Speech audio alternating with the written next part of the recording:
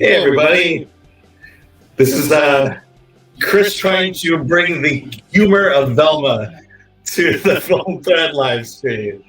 Yeah, this is great.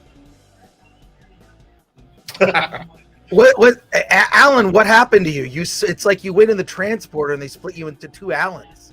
What's going on? Yeah, or I have two cameras going. Yeah. Do you really like this? This is great. No, I think it's, and then now they're doing like construction. I'm hearing an echo. And are you hearing an echo? Are you hearing an echo? I'm hearing myself twice. All right, well, let's get the show started. Let's go. A lot of movies to discuss today. What do we got? We've got Velma.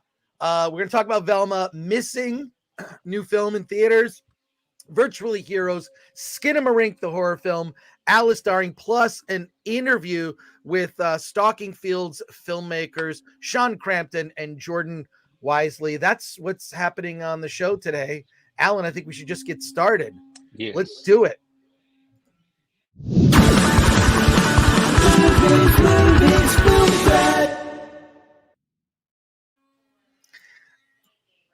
Hey, Alan, can you? Okay, so first I need to say something to the audience. Thank you for tuning in. This is the Film Threat Livecast on a Friday. We've got movies to discuss. We're going to talk a little bit about Sundance and Slam Dance. Lots of things to discuss. It's a jam-packed show today, so I'm happy that you are with us. Alan has no power at his house. Yes, I'm trying to buy a PS5 so that we can live stream The Last of Us. So sacrifice. You are not. You are not trying to buy a PS5. Is that true?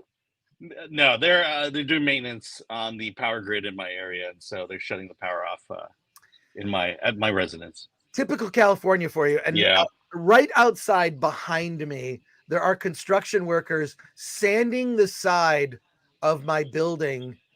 So it's a great day, another great day from the Film Threat Studios, which is my extra bedroom in my place. And then not in your, it's so funny. We each have like places that are sort of like, well, I'll just get this corner and this is where we'll do the show. At some point, we're going to get professional. One day. Professional. One day. I mean, look, the offer is always open, Alan. I will come to your place. We will paint that pink wall. Yeah, we'll eventually get there. Well, I am dead serious, and you know what we'll do? We'll film it. We'll film it for the channel members. We're gonna film. I feel like your idea of riveting content is different than the rest of the world. I'm just like, let me take all the daily household chores I have to do and somehow turn it into interesting content. It's not going to be. I will definitely. But the thing is this: we will paint your pink walls, and then people can send us questions about movies, and then we'll talk about watching paint dry. We'll make that's a common phrase. Let's see. And also, by the way, we have no producer helping us today. Alan and I are like producerless, so Alan's going to do his best with the chat, but we have so many movies to discuss that I think we need to launch right in. But let's see who's here in the chat. Imperfect is here, says, congratulations to Velma being the lowest rated show in history. Is that true? Is that true? I don't know. Alan, can you look it up? Alan, I'm fairly limited in what I can do. See, look it up and see. Alan. Oh, that's the wrong one. Alan.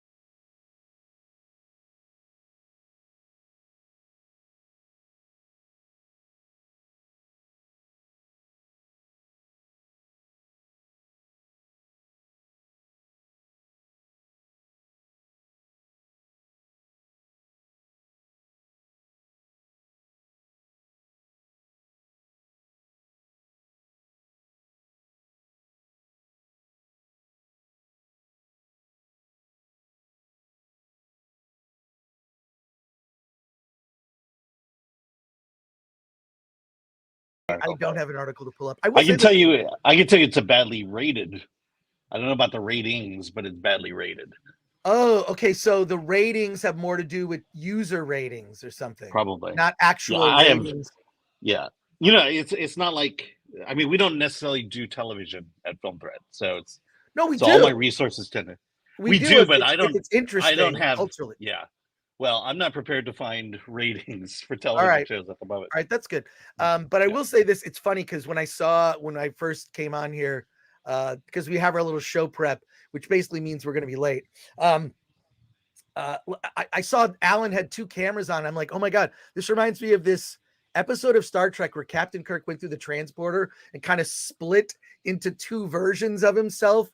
One was like this weak male version, and the other one was like a version where he kind of acted like more female attributes. They should remake that one now. I wonder what the internet would think of that episode. There's a lot of things in the original Star Trek series that I think are questionable for today. I think if you just focus on the main messages of each episode, but there are a lot of things in the old original Star Trek series where I go, oh yeah, maybe a little, I'm down with the green alien dancing girls. I think I have no problem with that. I mean, J.J. Abrams used that idea. But it's also, it's a product of the 60s. I mean, this is the psychedelic period. And, I think the costumes, the makeup kind of reflected that as well. Yes, I agree. Let's launch right in. Look, we're going to try to, pay obviously. Okay. So someone says 1.3 IMDb rating out of 10 says no money G. Maybe I should ask the chat to just look stuff up because. I thought you were referring to the ratings in terms of viewership. Well, you could Google that. You could Google it. I did Google that and I could not find it. We have a lot to get into. We have so much to get into. I want to. Well, we'll talk about. Should we talk about Sundance right at the top? Yeah. The mess that is Sundance. Ooh, okay. So, all right. Did I make I didn't make a banner for it. So, I have to make one now. Hang on a second. Again, this is the riveting action. Come on, Chris. Hold on.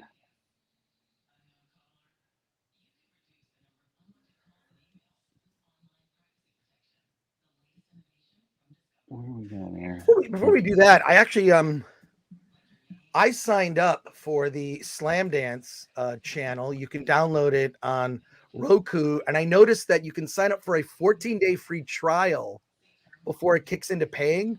So technically speaking, you can see most of the movies at Slamdance for free because the festival kicks off tomorrow, or no, Slamdance Film Festival kicks off tonight. Tonight, yeah, but I don't think the online element starts until tomorrow. Right.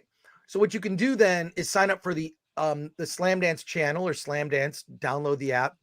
You sign up for 14 days. If you cancel before the 14 days, you've effectively seen all the movies at Slamdance. So I just want to share screen here and show you where is it? Yeah. I want to share their intro video, which is cool. Can you see that? Yes. All right, let's just watch it together. We're all gonna watch this. So this is it. Just go to Slamdance, slamdancechannel.com. So here we go.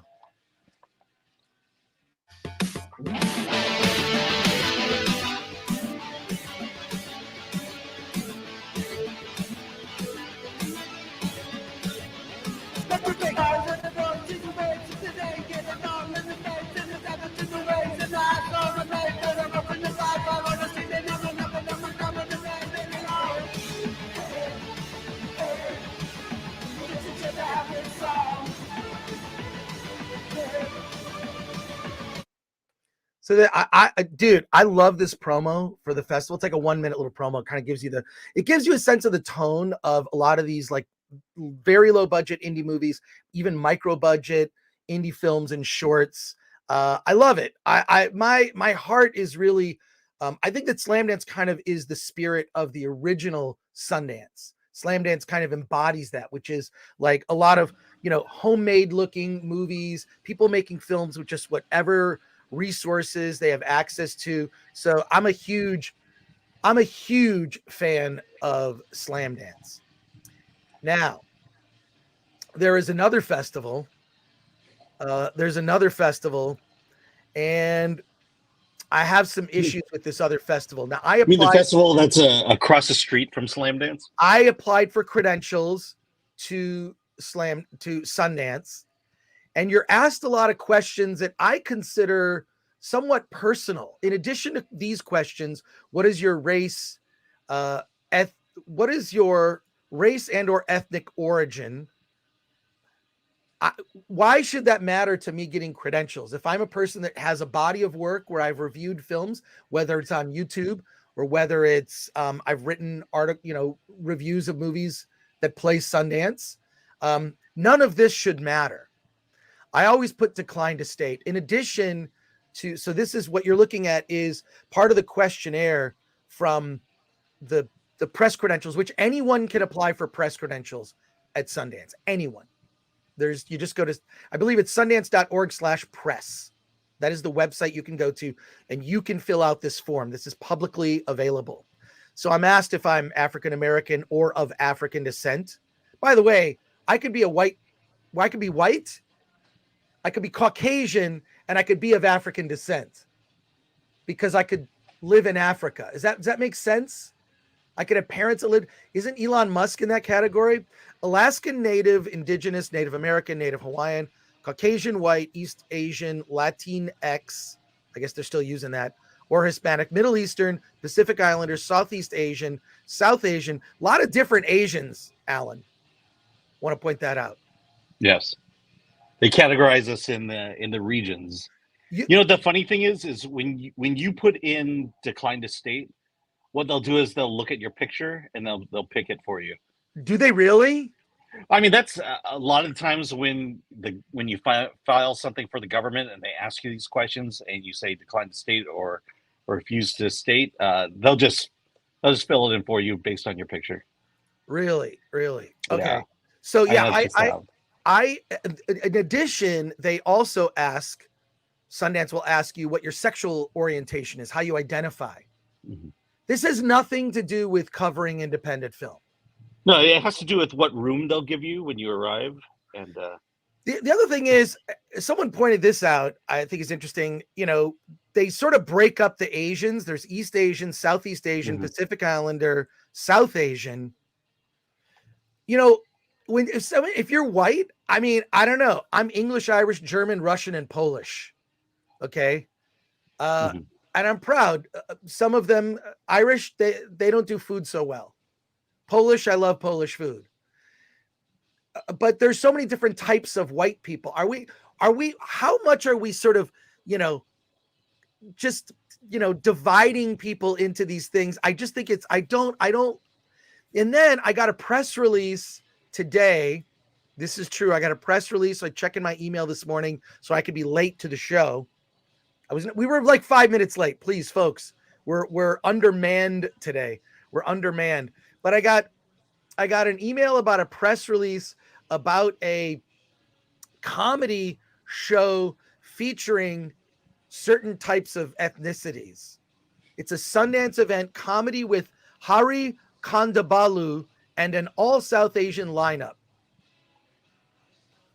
So, which is interesting, but how about just this is really good comedy show at Sundance. I've always been against this divide. And this has been happening since the beginning of film festivals. The beginning of it's just been around, and I'm not a big fan.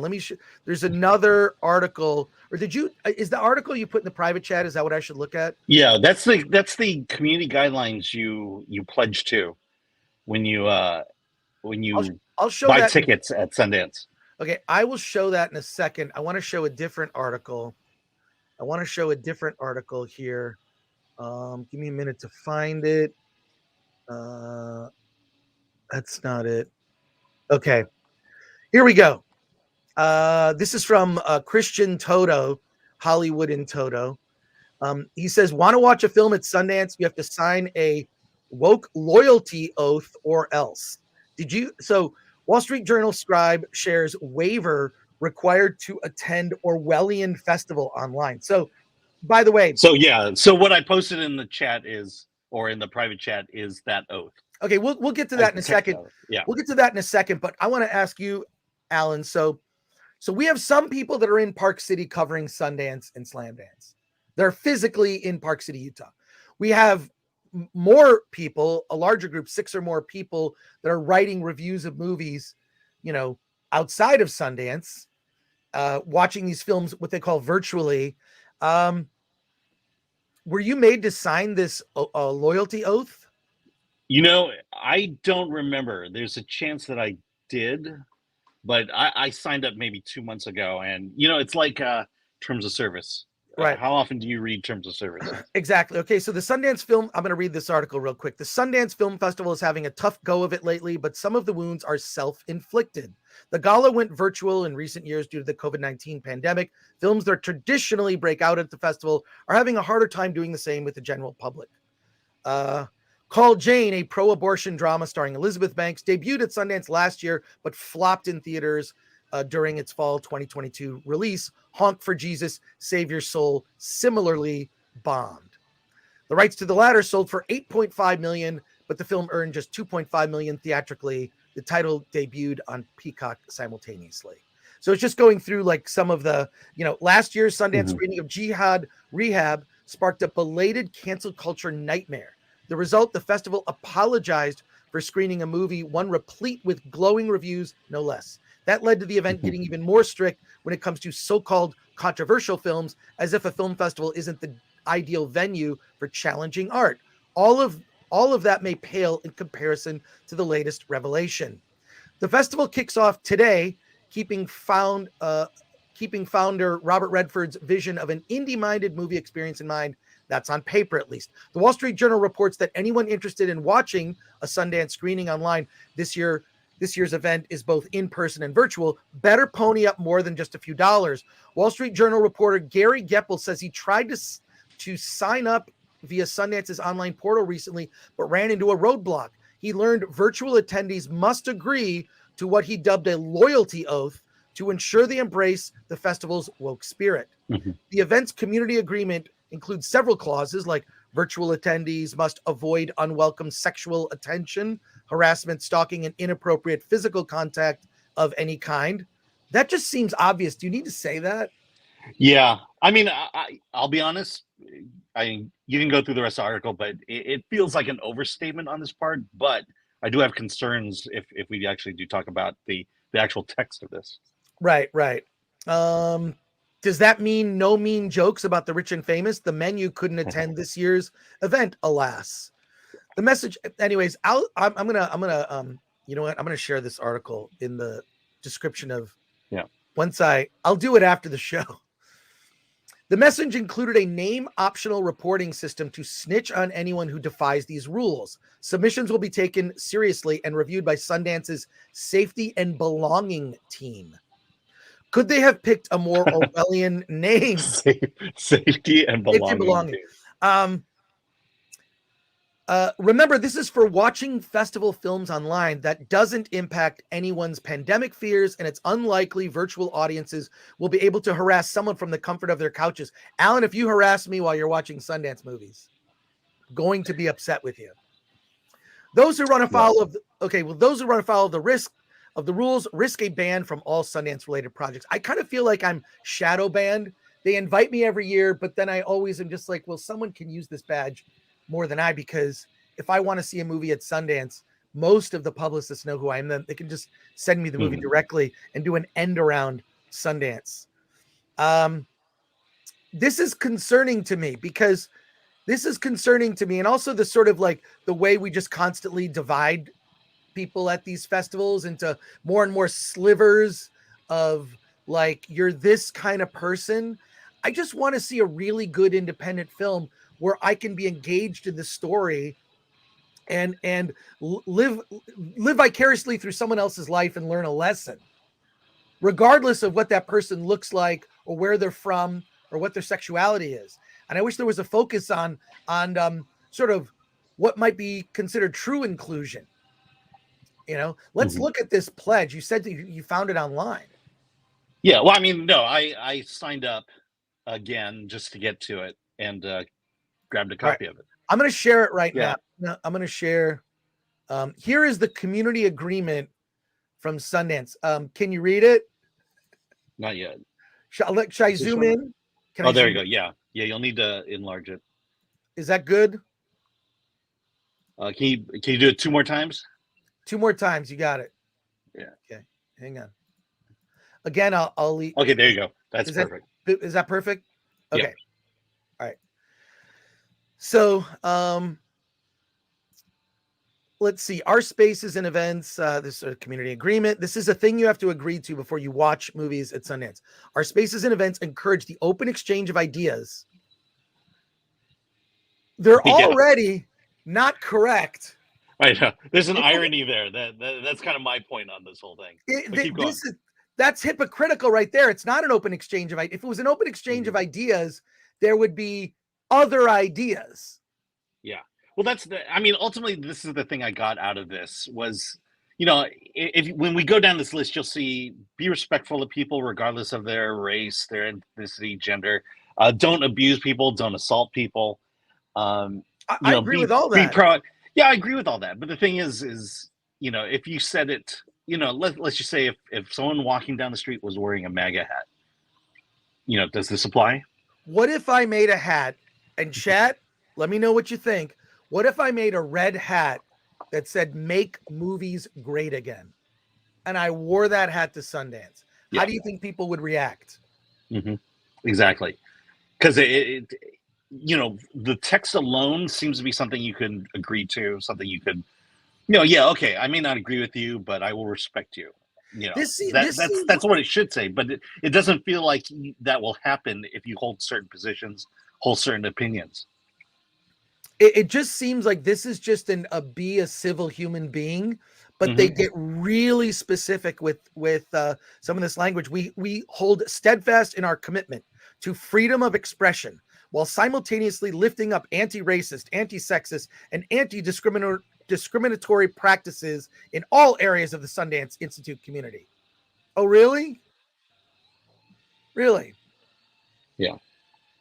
We strive to protect community members from conduct that is inappropriate, disruptive, abusive, or threatening. Therefore, we ask that everyone in the Sundance community, artists, audience, volunteers, press, industry, staff, and beyond, does their part in creating an environment that is welcoming to all by committing to being, and I got to scroll down a little bit here. And all this stuff just seems obvious of like, if you're a civil, normal person, this is just how you act towards everyone. But the fact it has to be stated, it's stated in a kind of a way that's deceptive. Because whenever I hear the word inclusion, I just think it means no white people. That's what it means. Yeah. Alan, what are your thoughts on that? Well, I mean, again, this, if you hold a position that half of America holds, that is opposite to what most people in Hollywood have, I don't think it applies to them, and I think that's why it's hypocritical. That's why it's inclusive, not inclusive at all. Let's keep reading. Inclusive and respectful of people of every race, ethnicity, gender, identity, expression, disability, sexual orientation. I mean, it's like the typical stuff. See, but the thing is, just reading that, I'd agree with it. Yeah, I want to be inclusive. I want to be respectful of people, no matter who they are. I mean, that's common sense. As good human beings, we should be doing this anyways. I feel like if you're attending the Sundance Festival on purpose, you already know all of this. And I don't know who this is for. And this is, and it's weird. I feel like also this could apply now. It'd be, Harvey Weinstein probably should have read this. Let's fair. And there were things that Harvey Weinstein did at the Sundance Film Festival that had he maybe been forced to sign this, he probably still would have done it. He still would have done it. And I hate to bring it up, but white, Caucasian is a race as well. Well, does it apply to that? but I always, this is the dumb thing with like, they're constantly trying to divide, like now they're just trying to divide Asians into like all these different things. White people are all different kinds of white people. There's Italian, there's German, there's Irish, there's English. They all hate each other. Scottish. No, they don't. I just think who has the best food and drinks. That's sort of, that's how I judge. Yeah, but I'm saying that the history of Europe shows that well, all that's these people true. hated each other. All right, let's keep going here. I mean, Asians hate each other too. This is interesting. This is interesting. This also includes respecting the decisions of others regarding the use of face masks. That's fine. I respect. I'm not going to ridicule someone for wearing a mask. I have a friend who's at Sundance now. His name is Jeff Goldsmith. He will never not wear his mask. I've seen him in a mask since the beginning. He won't take it off. Fine. That's his choice. And people may have specific circumstances where they feel the need to. They have elderly family members that they see on the regular. Totally respect that choice if that's what you want to do. I'm going to go no mask. Intentional with your words by abstaining from hate speech or actions of any kind, including the abuse of chat functions. Example, trolling. Wait, they're telling you not to troll people?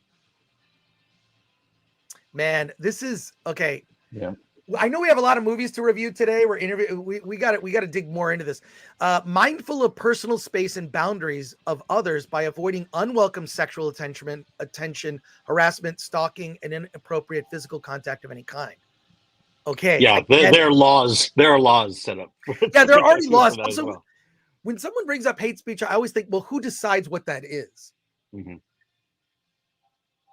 Like, or the intensity of it. Exactly. Is it a minor comment versus actual hate speech? Yeah, I mean, among my friends, we're close. We use language that sometimes, if you were outside of our friend group, you might think, oh my God, I can't believe the way those guys are talking to each other. It's because we like each other. I think that's a normal thing to do. If I'm teasing someone, it's because I like them. I like them a lot. And it's never intended with any malice or hurt. Anyone who's ever hung out with me, I know there are people who watch the show who have hung out with me and know me personally. If I'm teasing you, it's because I like you.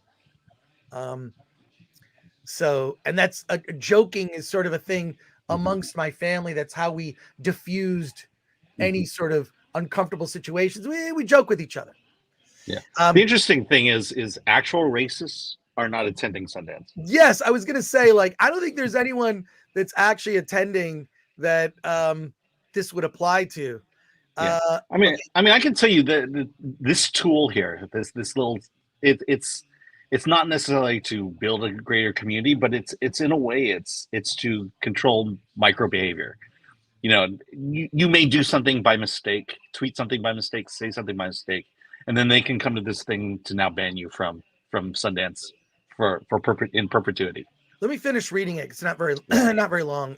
Respectful of moderators, artists, and audience members by refraining from sustained disruption of screenings, sessions, talks, or other events. Now, that's the one I'll actually agree with. I cannot stand when some stupid person will get up to ask a question, or they always make it about themselves. They have no question. They just want to give themselves a pat on the back. Yeah. Virtue signal. Yeah. Virtue signal. And look, they showed last year Jihad Rehab, which I've not seen, so I don't know anything about the movie. And I assume that this is what happened at that screening. And yet the film got punished for it, and not the people who disrupted it. I think, there was actually there was a Harvey Weinstein documentary back when I was there, and people were disrupting that, because they're questioning the filmmakers' motivations, and this happened. So I don't know if they're, it's kind of like I feel like they'll pick and choose, rather than have a blanket fiat against disrupting a screening. They'll pick and choose which films they'll allow it to happen or not allow it to happen. Well, first of all, this is the one where it's like I would go even further. If you pull out your cell phone, leave. You will be asked to leave. If you talk, a whisper of like, hey, do you want some popcorn? You want me to? Hey, I'm just gonna head to the bathroom. I'll be right back. Fine. Under your breath, in whispered tones. If you talk during a movie, you're gonna have to sign my waiver, which is you don't talk during the movie. So that one I'm actually all down for. Conscious of the power you hold by not engaging in abuse or intimidation, including that related to race, gender, position, or wealth. What what I is know. this?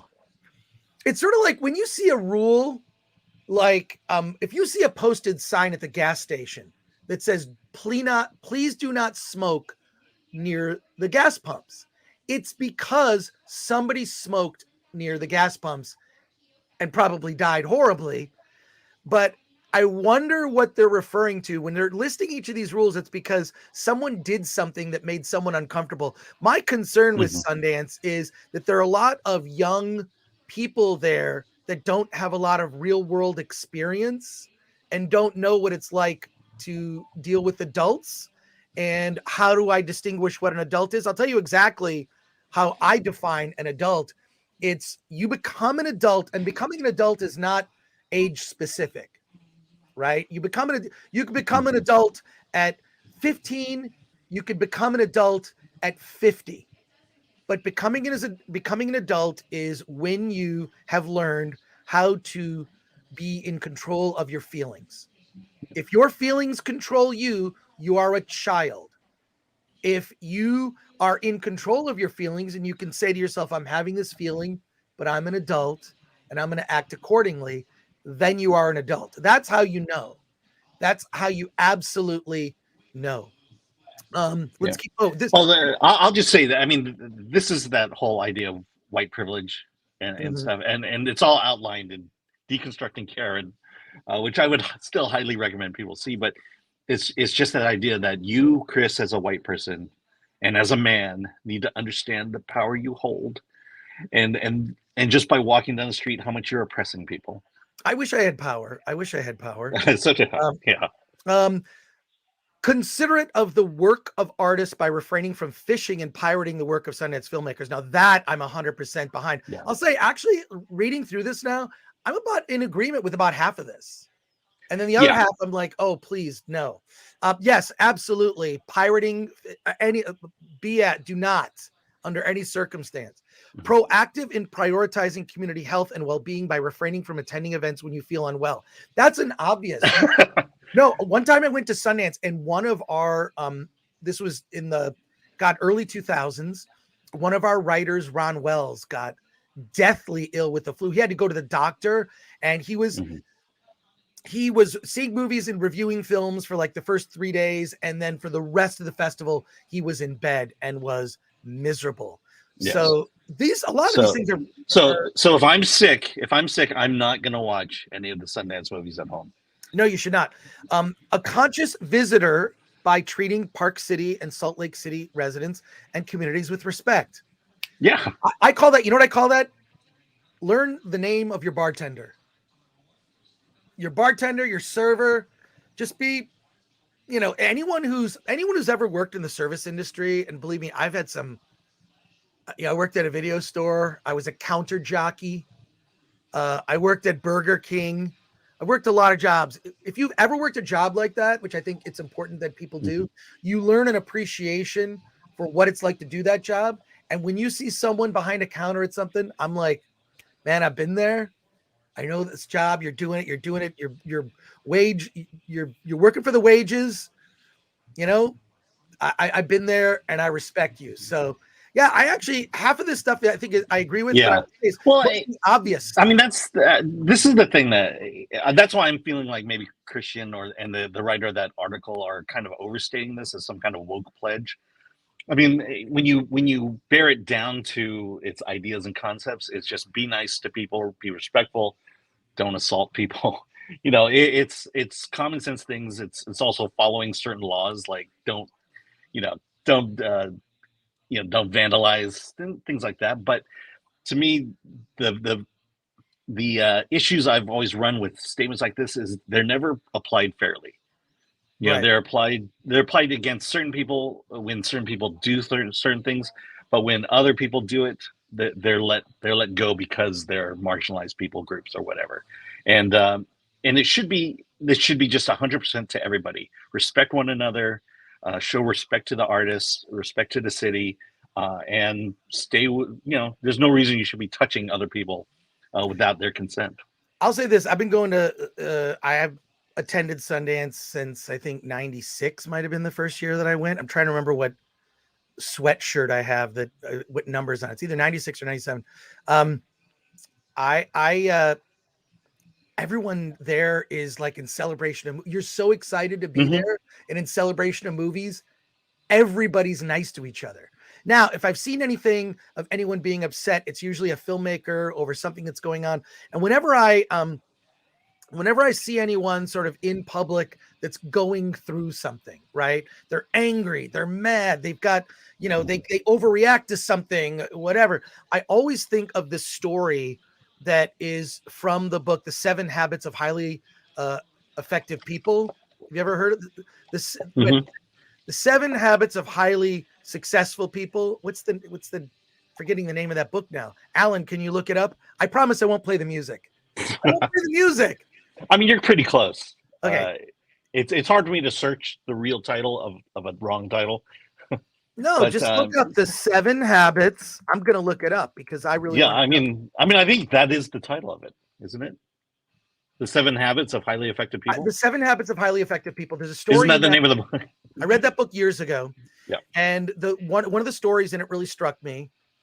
And it was a story of a bunch of people on a subway. They're in a subway car. And this dad comes in, obviously with 2 really young kids. And the dad just kind of sits down, and the 2 kids are incredibly loud and unruly and bugging the other passengers and running around like they're just being incredibly bad children on the subway car, being disrespectful of everyone on the subway car. And the dad is just sitting there. And finally, one of the passengers gets so upset, turns to the dad. It's like, hey, will you get your children under control? Control your kids. And the dad looks up to the person and says, oh, I'm so sorry. I apologize. We just got back from the hospital. Their mom died. Okay. Their mom passed away. Just telling you at the most dramatic point right here. So the dad informs the people complaining on the subway car that their mother passed away, and he's kind of in a zone. And then it just changed the whole room, the dynamic. Like there was an understanding of why these kids were unruly, why the dad was kind of checked out. Context matters in these situations. And I think it's important to remind yourself that people that you see that are, they're, filled with anger, that there may be something else going on. They may have lost a loved one. They might have just gotten out of a relationship. They might have had something bad happening in their life from a business standpoint. I always think when I see someone overreact, I'm like, something must have happened. Something must have happened. So what can I say? That story just always stuck with me. But look, in spite of this, and Christian may have, some of those things I think are just sort of ridiculous in the community guidelines. Yeah, I think they're obvious. I mean, and they're obvious, right? I think the only one I have issue is the idea of conscious of your power. Conscious of your power. What is? What is that? I mean, I know what that means, but it's like, how do you apply that? And how do you call someone out over that? It's not hard and fast. Like, for example, if I assault someone, if I put my hands on someone in a way that's undesirable, and I'm not people that know me, like I'm not a touchy-feely person. Even like I sort of do the reluctant guy shoulder to shoulder hug. I do the guy hug, but a female friend of mine complained once, like, you don't like to hug. I'm like, I'm not a hugger, especially of like, I'm just not. So for me to like, get to the point where I can hug someone, I got to know them a while. So I'm not into like hugging strangers I just met, but someone might be a more touchy-feely person, and someone might be like hey, I don't want to be touched. And I certainly, there are certainly a lot of perverts out there who do want to do that and who take advantage of that. Exactly. Take advantage. That's where the hand hover, the hand hover when you're like, you know, you just hover your hand. You see my hand is visible. It's hovering over your shoulder, not even going to touch you. But what I'm saying is people have different perceptions of what could be considered, you know, assault or just like a very manly bro hug. Yeah. I just err on the side of like, you know, I'm gonna go with what I'm gonna mirror whatever you're comfortable with. That'll be the level of comfort. Yeah, I mean, I'm sure there are people there who are huggers who take, you know, who kind of take umbrage at the fact that someone won't hug them, but you have to accept the fact that they just don't want to hug you and back off. Right. Well, look, I am sure that when you dig down at Sundance, you're going to find some gems. That's the one thing. There's a lot. I think to me, there's a lot of movies that shouldn't even be at Sundance this year, personally. But I think if you dig down, you're probably going to find some gems in there, especially because it's in person. And where can you read about them? You can go to filmthreat.com. Hey, now in theaters, Women Talking. Women Talking. Didn't Women Talking play at Sundance? It did not. It was Toronto. Toronto, that's right. Okay. Yeah. So women, if you want to read about all these movies, Sundance or Slamdance, just go to filmthreat.com and check it out. We're posting. Yeah. I mean, every day we're probably going to post anywhere from 5 to 10 reviews. And here's a bunch of the movies. Yeah. I would say regarding the lineup at Sundance this year, because I know we're going to talk about Slamdance, it just feels a little overly woke in terms of messaging, the subject matters. Trans issues tend to be big, is trending to be big this year. You know, and so, you know, it feels a little bit more political this year than it has been in the past several years. It feels more woke than it has been in the last several years. Right. Well, in any case, we will find you the gems. Now, let's get into our, you know what? Should we go to comments, right? Do I have some started comments? I have some started comments. Okay, wait, I already got that. You got to unstar these things. I'll do it. Let's see. Could someone tell Chris that the show has started? Says Sound of One Man Laughing. Latin X lol, says Peanut Fiends. And yeah, it was on there. Bert for 2. Charlize Theron is African American. That's true. She is African American. Mariusz, damn, Alan, how could you be sure that you did not sign your kidney away? Well, I could only sign one. I only have one kidney. That's all. It's a story for another time. Beach Lover for 5 euros says the word hate speech is Orwellian. It shouldn't exist. Yeah, it's like, yeah, I agree. I think that word hate speech is used in a way to target other people. I believe it's just being, the word hate speech is being misused, is what I'm saying. Fat Elvis says point of privilege. And Kelpie says the only real privilege is wealth privilege. Money talks. Okay, Kelpie, I am with you. There is one privilege that's why, like, to me, they're trying to divide us by ethnicity, by race, by a sexual preference. They're trying to do all these they're trying to keep us divided when the real thing to look at is class disparity. That is the real thing. Yeah. That's where I'll also throw power into that. Politics. People who are in office, who are involved in politics, there's great deal of privilege there. They can fly jets while telling us we can't. Yeah. Well, that's another whole conversation. Hey, I know the chat is on fire right now. I'm sorry, it's just Alan and I today. So we'll do our best to get your comments and questions, but we've got about an hour to blaze through a bunch of movie reviews, and this just came up on filmthreat.com. Alan, why don't you give us your quick review of Alice Darling? Okay, Alice Darling stars Anna Kendrick there, and she is going on a girls' weekend to the woods with her friends. But what we find out is Alice is a little distant from her good friends from a very long time. And a lot of it has to do with her boyfriend, the current relationship she's in. The one on the right, her name is Tess. Those two are kind of on the outs. And it's clear that she doesn't like the boyfriend. And the one on the left, who is Sophie, she's kind of playing the peacemaker here. So they're out on this girls' weekend in the woods, and what winds up happening is, the story is about Alice there, Anna Kendrick. Well, apparently she's involved in an abusive relationship with her boyfriend. He's I would say more emotionally abusive than he is physically abusive with her, and her two friends know it. And what happens over the course of the film is, I guess the most interesting thing I find about this film is that it makes parallels makes parallels with addiction.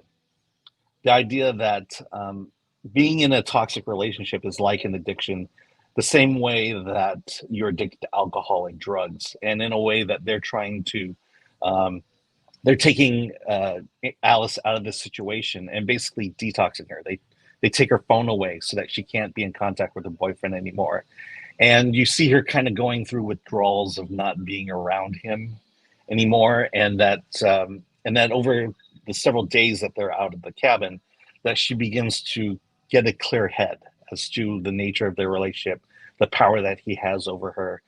And then, of course, something happens to kick off the third act.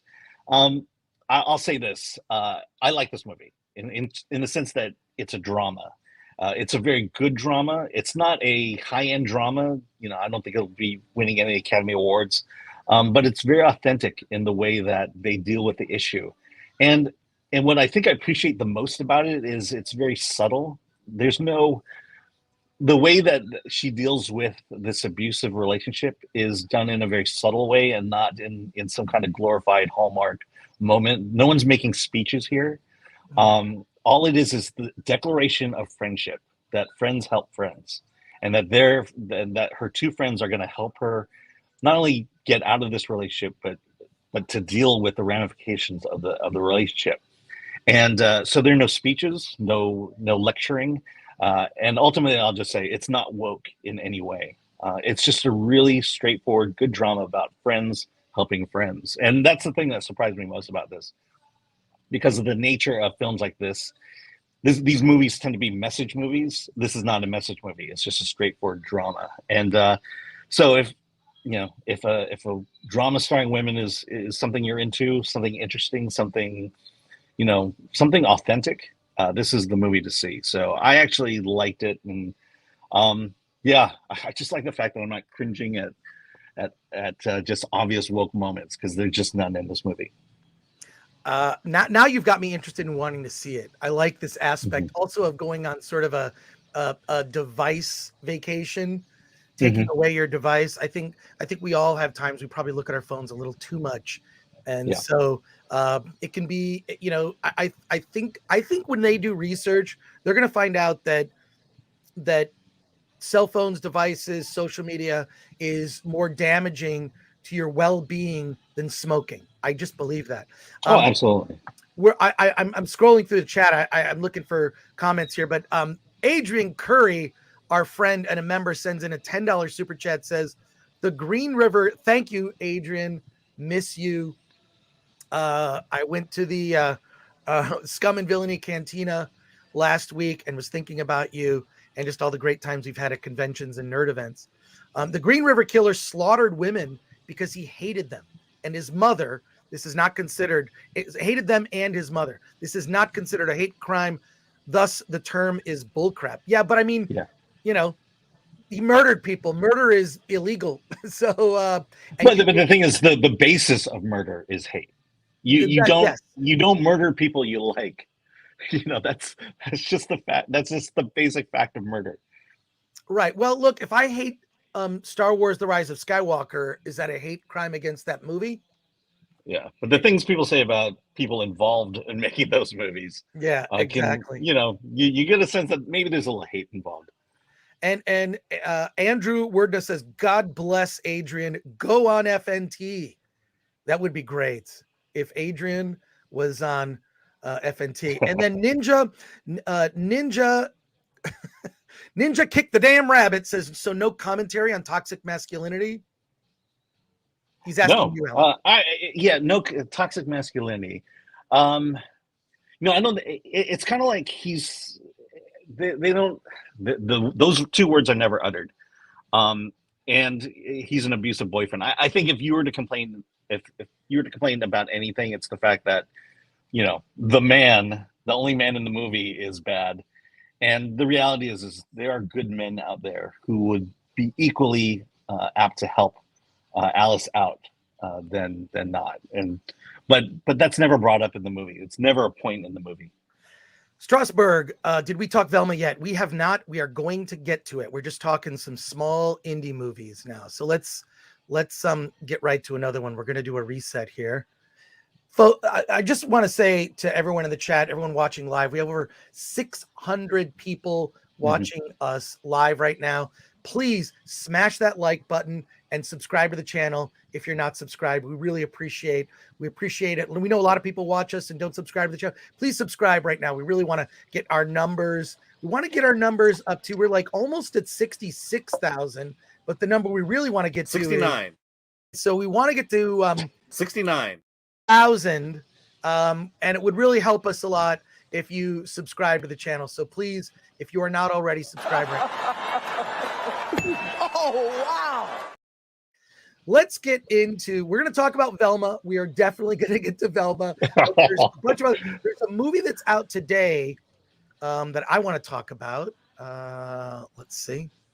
Get to that. And I just also want to say I appreciate the chat. Like, because we're Alan, it's just Alan and I doing this today. We usually have like help behind the scenes. We don't have that help today.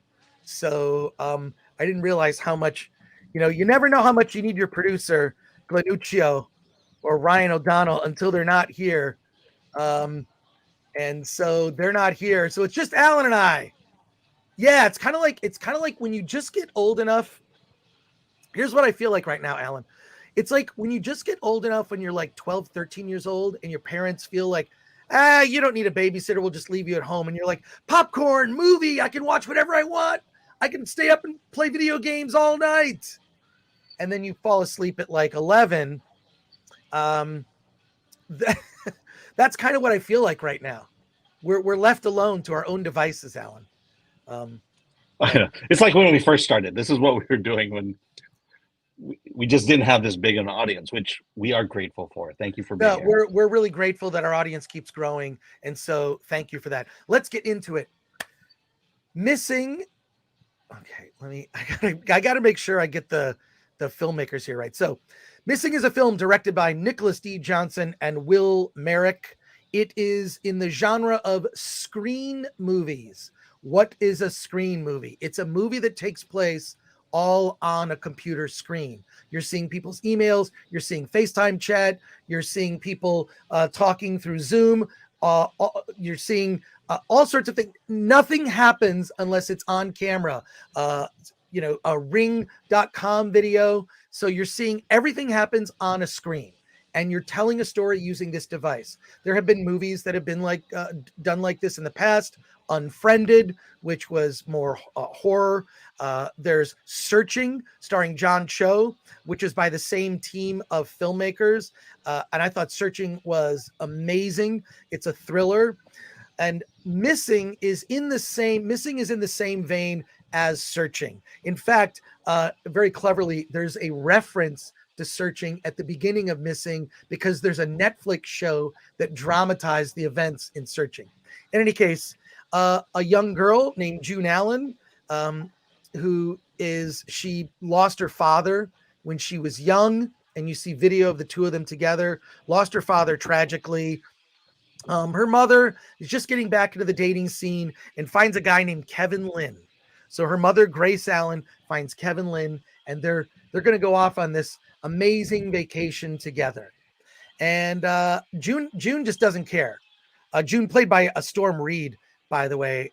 She's really likable in this role. She's just a kid, barely 18 years old. And mom's out of town. Great. She's going to have a party. Alcohol brings the friends over. You see all the text messages.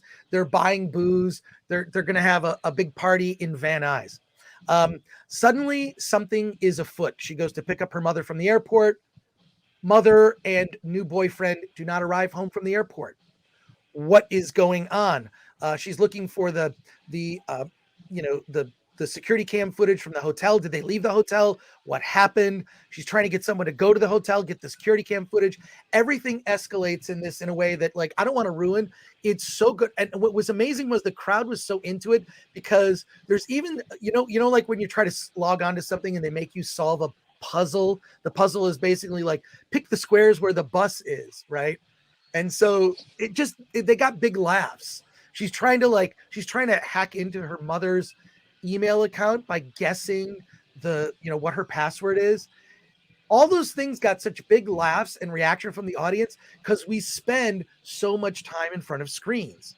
This is I don't want to get into anything that would ruin so much of this, because it's a thriller that you see it's going this direction, then no, it's going that direction. And the movie does a great job of like leading you one way, giving you information, and then things basically are revealed in a surprising way.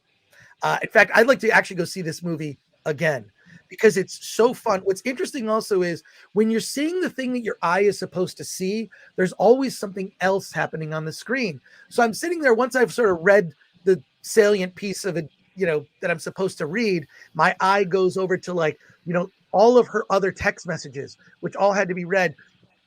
And it's funny because, they talk about Facebook, they talk about Twitter, they talk about Netflix and whatnot, but also they had to kind of make up some websites that don't exist for the purposes of the movie. And I think it's really well done. It's this thriller that gets you, it's just under 2 hours. I got a little bit of problem with the third act, like the last 20 minutes. I don't want to say anything. It would be too much of a spoiler, but I had a little bit of a problem with it. But by the end, it's just a really good thriller. And I loved it. Kind of want to see it again to experience it. Had a really good time. And I really love this genre. It's made by the guy... God, I got to find it. And I'm going to butcher the pronunciation of his name. But one of the producers is... I'm going to find it. Is it Anish? Is it Anish or is it Sev? No, it's... oh, God. I can never pronounce... Timur Bekmambetov. Timur Bekman Betov is the executive producer of this. He has talked about how he really loves these screen movies, and he did another one. He's all I can say is like I like this. I like this guy. So I just can't pronounce his name. So my apologies for that. But really great thriller if you're looking for like a good time. There's nothing particularly. I would say there's nothing particularly woke about it. It's just it's from Sony, and Sony tends to not do that.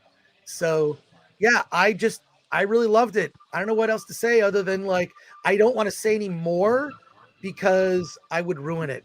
Do you feel the question I have is it it's the same executive producer as Searching? Does it feel like more of an upgrade of Searching, or does it have that kind of indie feel that Searching had when it first came out? It's indie feel. It's different. But I highly recommend John Cho's Searching. Yeah. Watch that movie, see it on a streaming service, and check it out. But it's the same creative team as Searching. Oh, let's see. Mike MC Wong says Unfriended was awful. I agree with you, but I like the concept because I thought at the time that was one of those early screen movies. I felt like they were it was evolving. Missing was way better. Mike, did you see Mike MC Wong, who I ran into at the Yard House? Did you see Missing, and what did you think? Searching was 6 out of 10, 6.5 out of 10. Yeah, but it was still fun.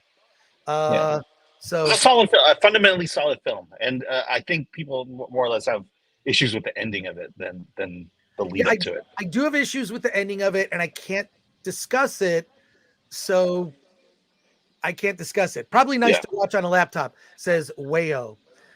Mike says he saw it at 7:45.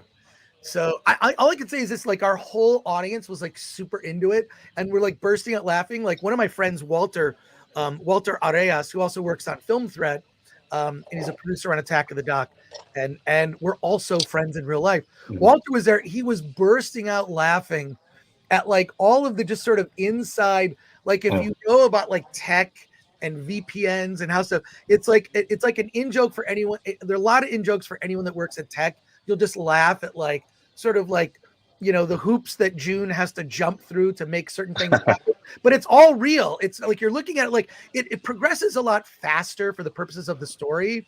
And Mike MC Wong agrees with me. Not as good as Searching because of the ending. Mike, that's my review as well. I think Searching's a better movie. I enjoyed Missing a lot, but the last 20 minutes I have kind of a problem with. And Mike goes on to say the seats at Prime were more comfy. I agree, but I wanted to get home early because I knew I basically had to, do this show today. So, and Solomon Thornton says, all I got to say is Nia Long is gorgeous. Yeah, she's really good. She's really good.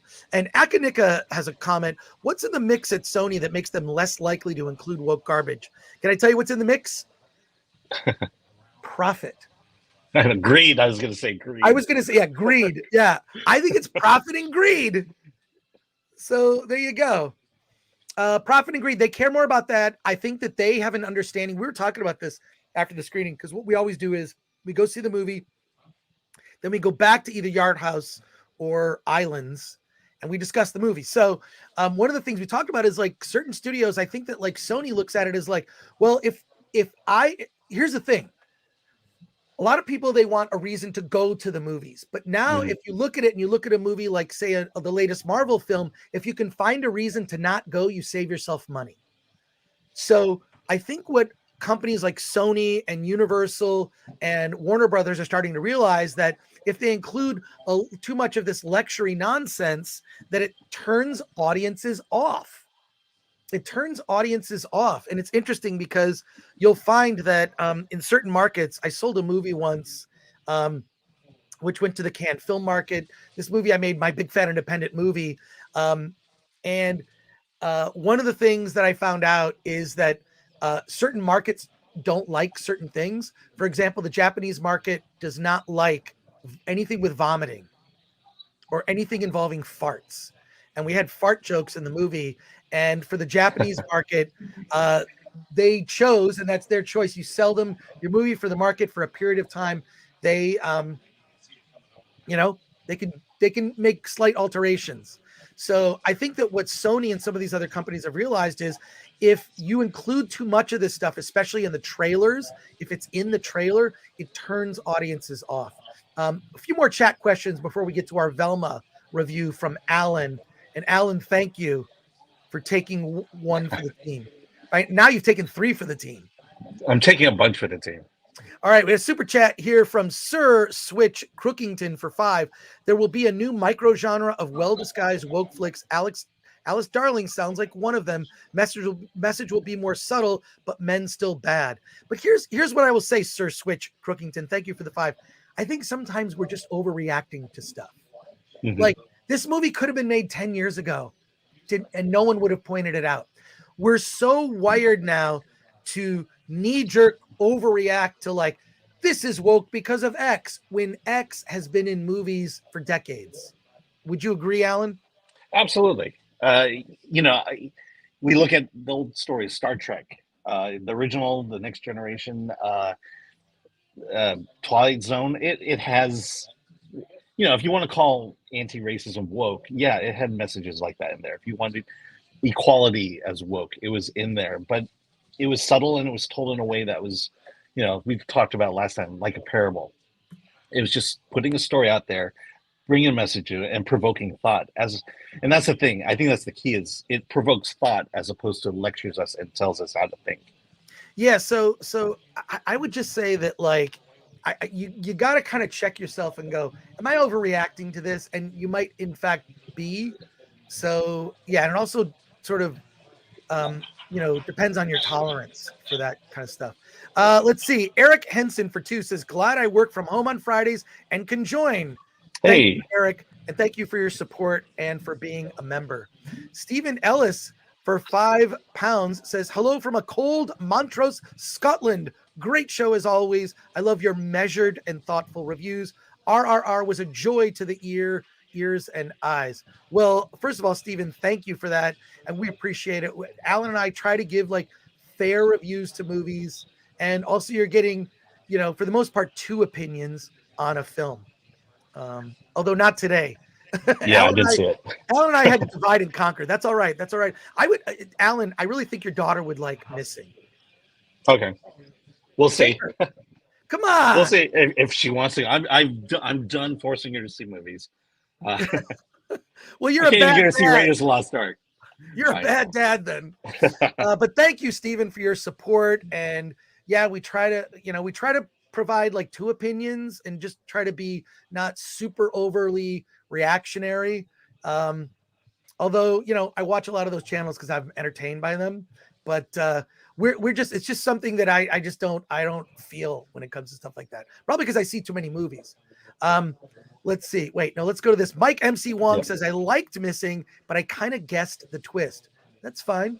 It's fine. Oh, and Jamie G. Voltaic Blood, who's a member, says, I got my copy of Blonde as member reward. Thanks, Film Thread. Yes, when we do giveaways, we do giveaways to members. So if you become a member of the channel, you get access to our Discord. And also, we get offered like, hey, we've got some digital codes for some movies. We've got some Blu-rays to give away. Love to give them to members. The Nerd Far Away says, not sure I'm sold on the screen genre. Check it out. I mean, look, if what is AMC has $5 Tuesdays? Go on Tuesday for $5. Or if you're like, I'm an A-list member, so I pay $25 a month, but I see like 2 movies a week, or more. Sir Switch Crookington has become a YouTube member. Hey, thank you, Sir Switch. We appreciate that. And let's see. Oh, Toxic Waltz N8 says, I enjoyed the previous Searching, but in this post-COVID world, I just can't stomach another screen-only film. This is a hard pass, even if it's entertaining. Okay, fair enough. And Alan Ansar says, to Switch Point, the bad boyfriend thing has been around forever, but you don't ever see a bad lesbian girlfriend. I don't think that's true. No, Tar would be the bad lesbian girlfriend. Tar is like, she is the bad lesbian. I mean, she's an awful human being. Yeah, I would say, see Tar, that's your bad lesbian right there. I mean, she's a toxic woman. It's all about toxic femininity, but no one will use those words. When they talk about Tar, they never say toxic femininity. But that's what it is. So, but Alan, thank you for that. Thank you for that comment. Let's move on because I know you're all here because of the thumbnail. Jeez. What? We're gonna. Yeah, I truly am taking it for the team. You are taking it for the team. Yeah. Let's get this. Wait, here. I got something here for you. Alan, here we're gonna go. Alan, the members. Getting my notes here. The members of the Film Threat YouTube channel subscribers. We did a post. Should Alan continue to review Velma? You've seen the first 2 episodes. You talked about Velma last week. You've now seen the 3rd episode of Velma, which has hit, and overwhelmingly, I think it was 53%. A crushing election, which basically. What was the total again? I'm going to look up what the total is right now. People who basically. I'm pretty sure it was close. I think we're talking presidential close here. Presidential close. It's I like this little thing that says shill Ultraman. But we did a poll. I think we did a poll last week, and the poll came out. Yes, Jinkies, of course, 53% to 47% no. Yeah. Alan, tell us about the 3rd Hardly episode over. Tell us about the 3rd episode of Velma. I will say, if you pull the chat, it was overwhelmingly not to do it. But let's talk about it. So apparently HBO Max is releasing 2 episodes a week, and the question the question was brought up in the comments. Everyone's wondering, who is the show for? And these next 2 episodes do not answer that question at all. So I'll give you the quick analysis of the episodes. Episode 3. Velma has to deal. So in episode 3, Velma and Daphne are forced to compete against one another in a self-defense tournament trained by Daphne's mothers. And this one also has to deal with the fact that if you remember the ending episode 2, we have the lesbian kiss between Velma and Daphne, and and this is worked out. That we figure out the feelings that they have for each other. In episode 4, it then moves on to Fred is now found innocent of. Sorry to spoil this for you, but Fred is found innocent of killing the girls. Hey, by the way, there's a murder that's happening, that's being investigated, but who cares? No one cares. Fred is found innocent of it. In order to protect the women of the school decide that they're going to take the top 5 hottest girls and give them personal protection. But when the school finds out they don't have money to provide them protection, Velma has to teach them how to be ugly. So those are your next 2 episodes. So let's talk about this. Just like She-Hulk, it started bad. We had hopes it might get better, but we know this is not going to get any better. It's just, who is the show for? Who is it for? It's not for children because of the almost nudity. It's TVMA, by the way. It's not for Scooby-Doo fans because it has nothing to do with Scooby-Doo. It's not, I don't know. It's not for adults because adults have higher intelligence and they appreciate better comedy. So I don't know. I mean, Mindy Kaling fans, I think that's who this show is for.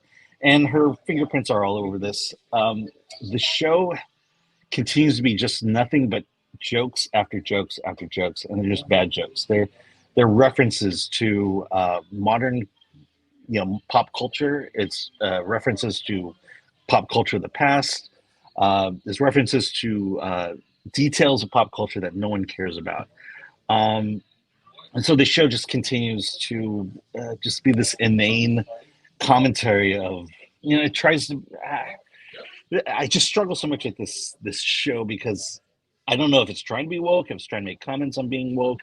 I'm pretty sure it is trying to be woke, but it's trying to say that it's trying to find some comedy out of it, and it's just not doing it. Let me see if I have anything specific. Okay,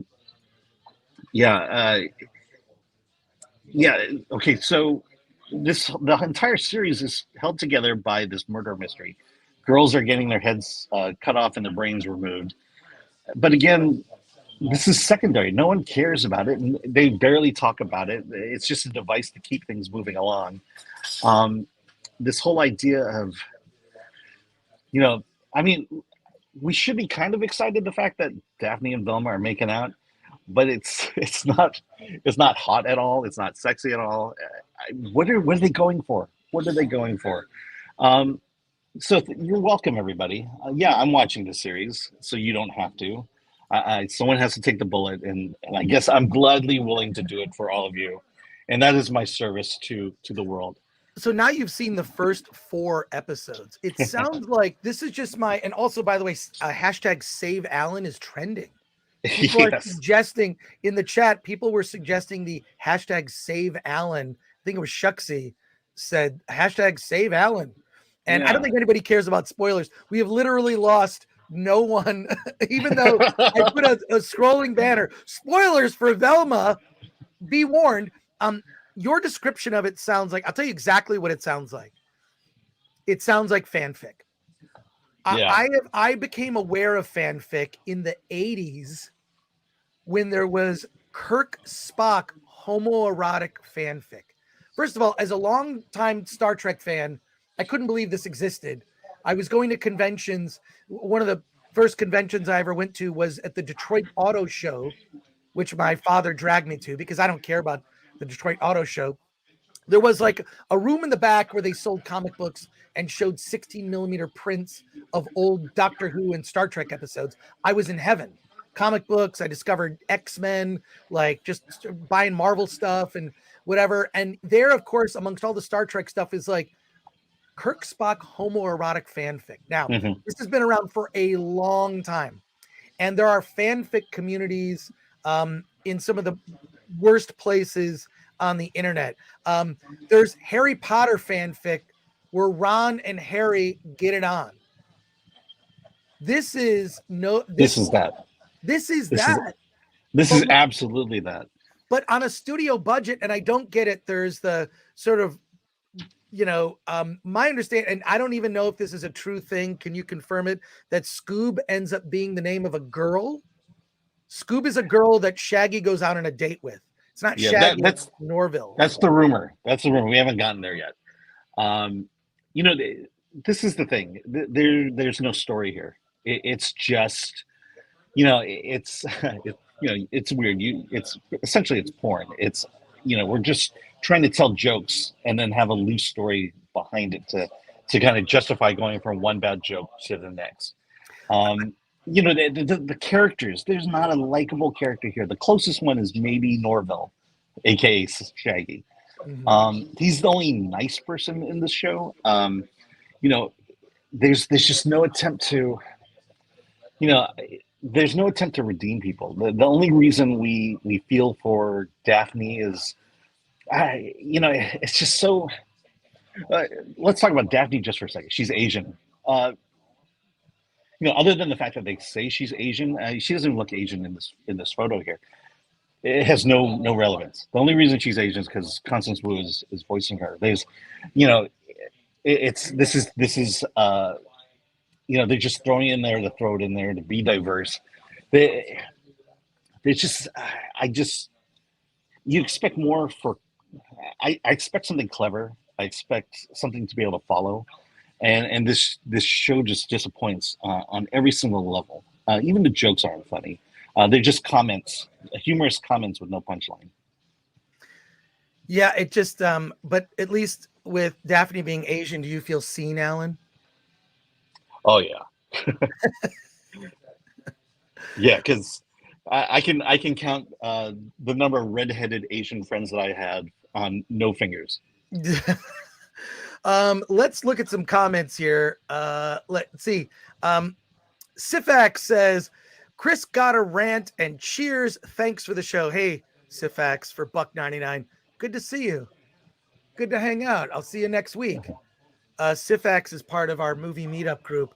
It's first of all, the movie meetup group at the AMC Burbank 16 is not formal. You just show up, find out what movie we're all going to see together, and then we all go see a movie together. Last night there was some debate. I want to see it in Prime. I want to see the movie. No, like we just sort of pick a screening.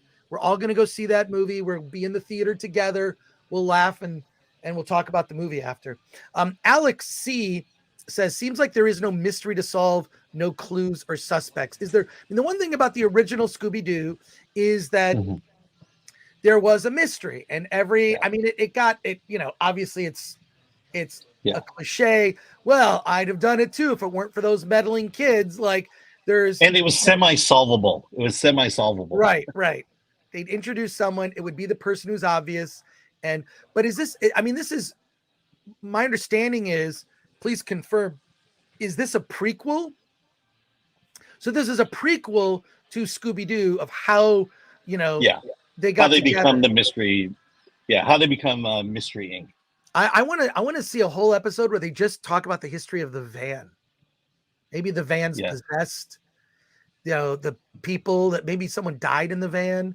It's got to be something with the van. Maybe that's why Scooby talks. Maybe the van was possessed by a demon, and then somehow Scooby got the ability to talk. If it actually takes itself seriously, but I think there's an episode of the Venture Brothers, and Gary at Nerdrotic has brought this up.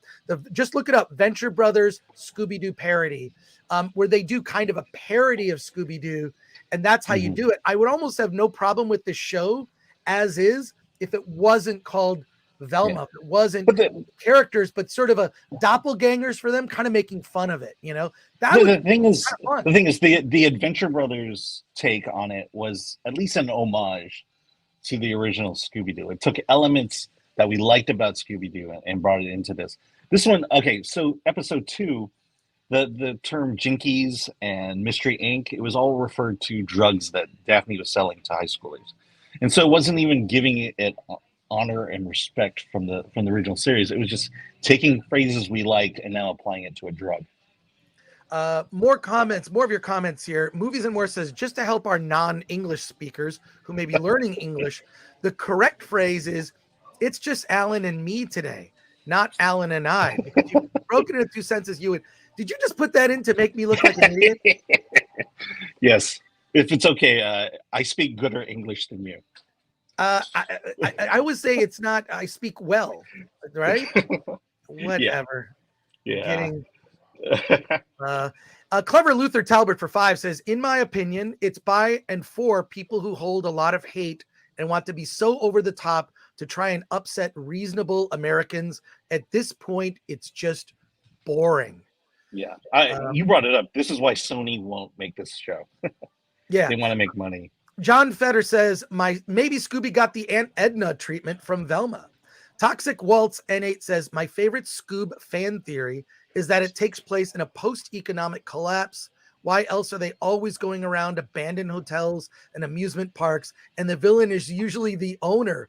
Oh, that's interesting.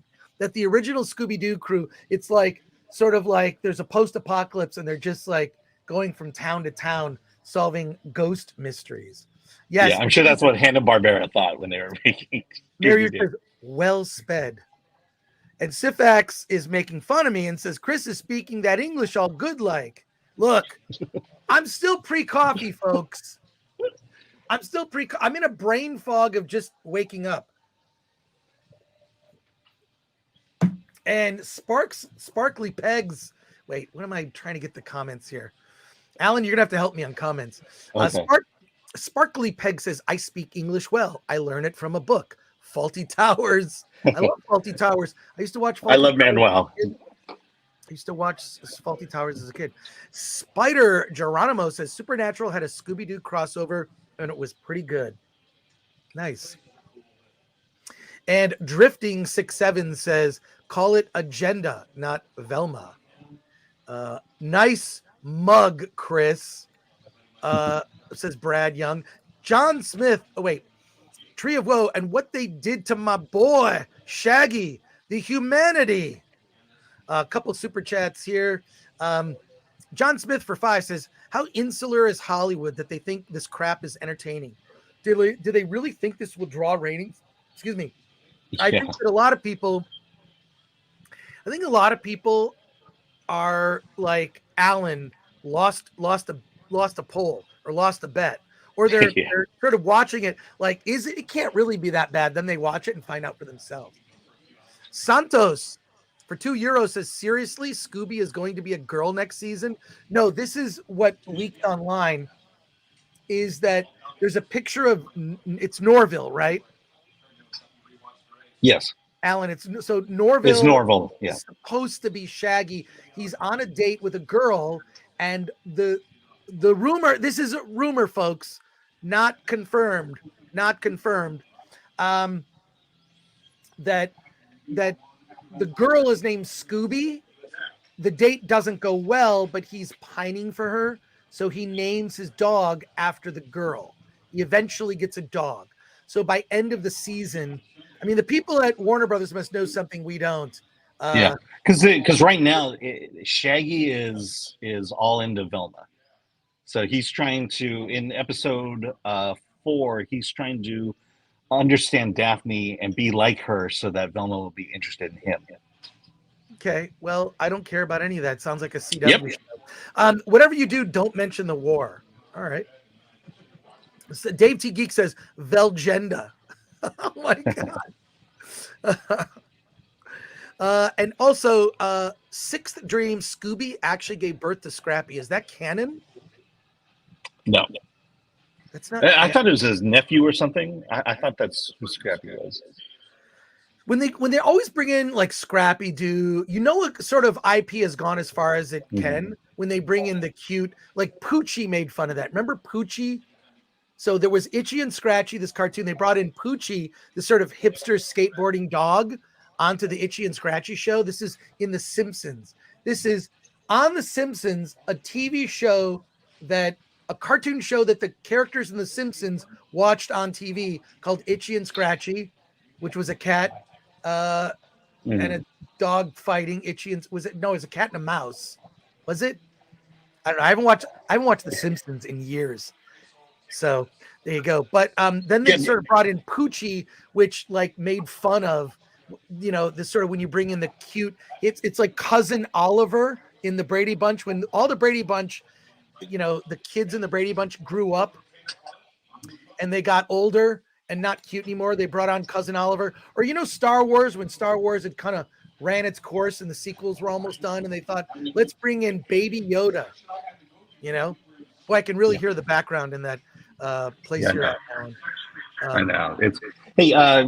My issue with Scrappy is that he spoke perfect English. He spoke what? He spoke perfect English. He had a normal accent, a normal voice. Oh, and he should have had some impediment like Scooby did. Yeah, like Scooby is just a ruh-roh. Yeah, and then, absolutely. Scrappy spoke perfectly. John Smith for 10. At this point, the best thing for our culture would be to drop a nuke on the San Andreas Fault. Blue collar Hollywood should go work for Wahlberg and Cavill. I can't imagine animators making this. Yeah, I don't know. I really hate this animation style. I mean, this art design here it just does not attract me at all. Michael Seagriff says Scrappy Doo was the jump the shark moment. Mm-hmm. So, yeah. And then Patrick Lemire, because serious question, has a second season of Velma really been confirmed? It has not. Not confirmed. Rumored. Yeah. Rumored. WB won't give us Cavill Superman, but they give us this? Yeah. Yeah, it's rumored. I can't imagine that they actually are going to go with the second season. Imperfect says Itchy and Scratchy is my favorite thing about The Simpsons. Tree of Woe says, I was just thinking about Oliver. Yeah, Cousin Oliver. Remember Cousin Oliver? He had that sort of goofy haircut. They always do that. It's like as soon as the kids on a show age out, they bring in someone younger and cuter to fawn over, right? Yeah, and Appion says that Itchy and Scratchy was a Tom and Jerry parody. Yeah, I don't know. I really fell off. I have not watched, other than, here's what I'll watch on The Simpsons. I always watch the Treehouse of Terror. I always watch that, Treehouse of Horror. And R.I.P. Poochie says Rudy Garmisch. Man in the Wiki confirms Itchy and Scratchy was a spoof of Tom and Jerry. And CD Stein 69 says Cat and Mouse, a Tom and Jerry parody. Yes. Wait, I'm trying to keep up, folks, please. Greetings from Poland. You are my favorite show. Great job. Thank you for insights and entertainment. Big smile, says P. Selix 29.99 Poland. Very Polish kroners. Yeah, appreciate that. It's great. I always watch the Treehouse episodes, but that's as far as The Simpsons. Yes, it's Billy Batson. Billy Batson, why is that name so familiar? Gamer Ward says, as the channel gets bigger, you won't be able to keep up. Well, we do need, it's just Alan and I today. At some point, we need, if you are interested, okay, I'm going to ask this right now. If you are a member of the channel, you're in our Discord, you already are a dedicated fan that watches the show on the regular. If you're interested in moderating the chat, that is, you would choose the chat comments that get highlighted that myself or Alan read on the show, we could use someone to be a backup for when one of our producers is unavailable. So if you're interested in that, Alan will post on the Discord, right, Alan? Yeah, in either general or announced. No, it'll be in the Film Threat episodes forum. If you're interested, yes. So we have a Discord, David Jacobs. We do have a Discord, but the Discord is only available to members. You can actually just sign up to be a member for 1 month, join the Discord, then you're on the Discord forever. So, and Beerosaurus Rex says, nice, 700 plus watching. So that's great. We appreciate that. John Fetter says, could you imagine a woke Schoolhouse Rocks? It's coming. Yes. It's got to be coming. No. I've seen the woke Schoolhouse Rocks. You know what it's called? Hamilton. Everyone was fawning over Hamilton. Hamilton. It's so amazing. They take all these real historical figures from American history and they race swap all of them. And they sing songs, rap songs. They do rap battles in Congress. I walked out of that thinking, oh, that's just someone took, Lin-Manuel Miranda basically took Schoolhouse Rock and said, I'm just going to do Schoolhouse Rock on Broadway. That's all it is. Look it up. Hamilton. You may have heard of it. Yeah. And Amanda Nowicki says, I hated Hamilton. Hamilton was horrid, says CD Stein 69. Well, I'll say this. I didn't not like it. I thought, well, that was like fun, but then I was like, it was so overpraised. I thought it was gonna change my life. And then I'm like, oh, there was some funny stuff. Have you seen Hamilton, Alan? I have. I enjoyed the first half much better than the second half because it was a little tragic. But I don't have really issues with Hamilton at all. Well, I just didn't love it as much. It's like this huge cultural event, and then I saw it, and I'm like, it's Schoolhouse Rock. It is. I mean, I'll agree with you there. I'm just a Bill. I love that. I'm just a Bill, and I'm sitting here on Capitol Hill. Honestly, I appreciate Hamilton in the sense of I now understand what happened. After the Declaration of Independence, what happened after. How not only the Constitution was formed, but how Wall Street was established. But I do agree with you. I think it was overpraised early on, and I think that spoiled my enjoyment of seeing it for the first time without having this kind of high expectations going in. Right. Lin-Manuel Miranda is a one-hit wonder, says Son of the Red Fox. And Patrick Lemire, I'm trying to keep up. Patrick Lemire says, I hate Hamilton the play. It's the patient zero of the whole swaplex. I get what you're saying. Yeah. I mean, like I said, I enjoyed the first half. The second half just kind of got labored at a point. Exactly. Yeah. Okay. They need to make Dave T Geek says they need to make a new Poochie episode of The Simpsons, but with the 2020s insert Itchy, Scratchy, and Poochie's lesbian daughter Coochie. See, now that's creative because it's one of the things that has it both ways. It is sort of woke, but it's like making fun of woke at the same time. Okay, and Sparkly Pegs, give me Les Miserables over Hamilton any day. Les Miserables, 100%. I've seen that play 3 times. Mm-hmm. I've seen it 3 times, and I've bought the movie, the one with Hugh Jackman. I actually think is very good, even though everyone complains about Russell Crowe's singing. So, and Horror Punk. Okay, Horror Punk. Nice to hear from you, Horror Punk. Wicked is better than Hamilton.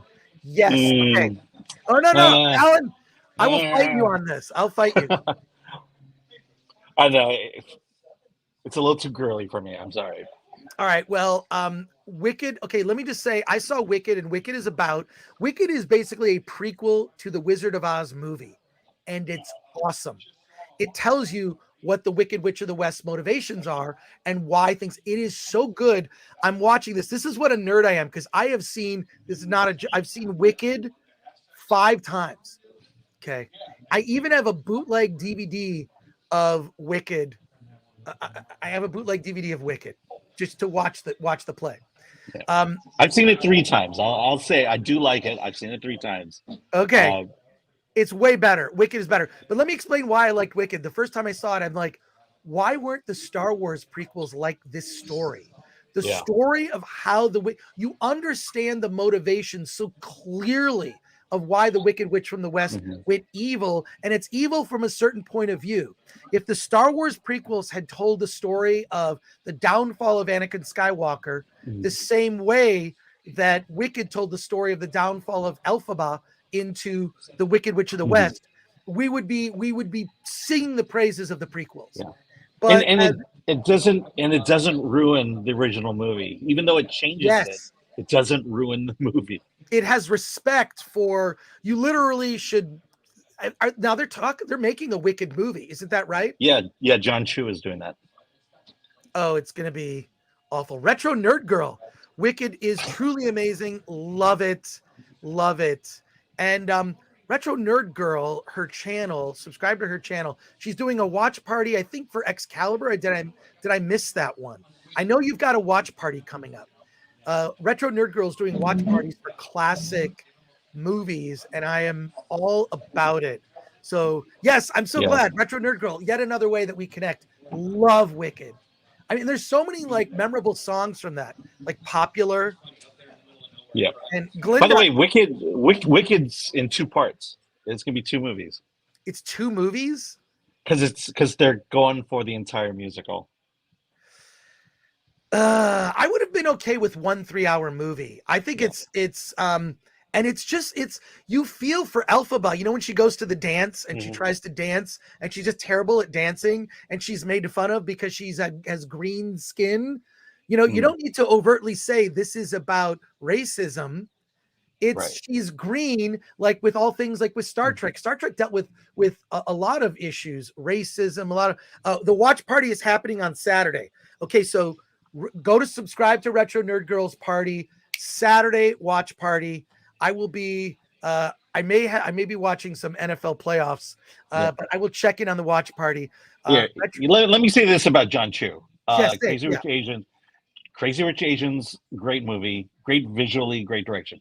In the Heights, I hated In the Heights, but I have no problem with the direction and the production design of In the Heights. The problem with In the Heights was with Lin-Manuel Miranda and his work at that time.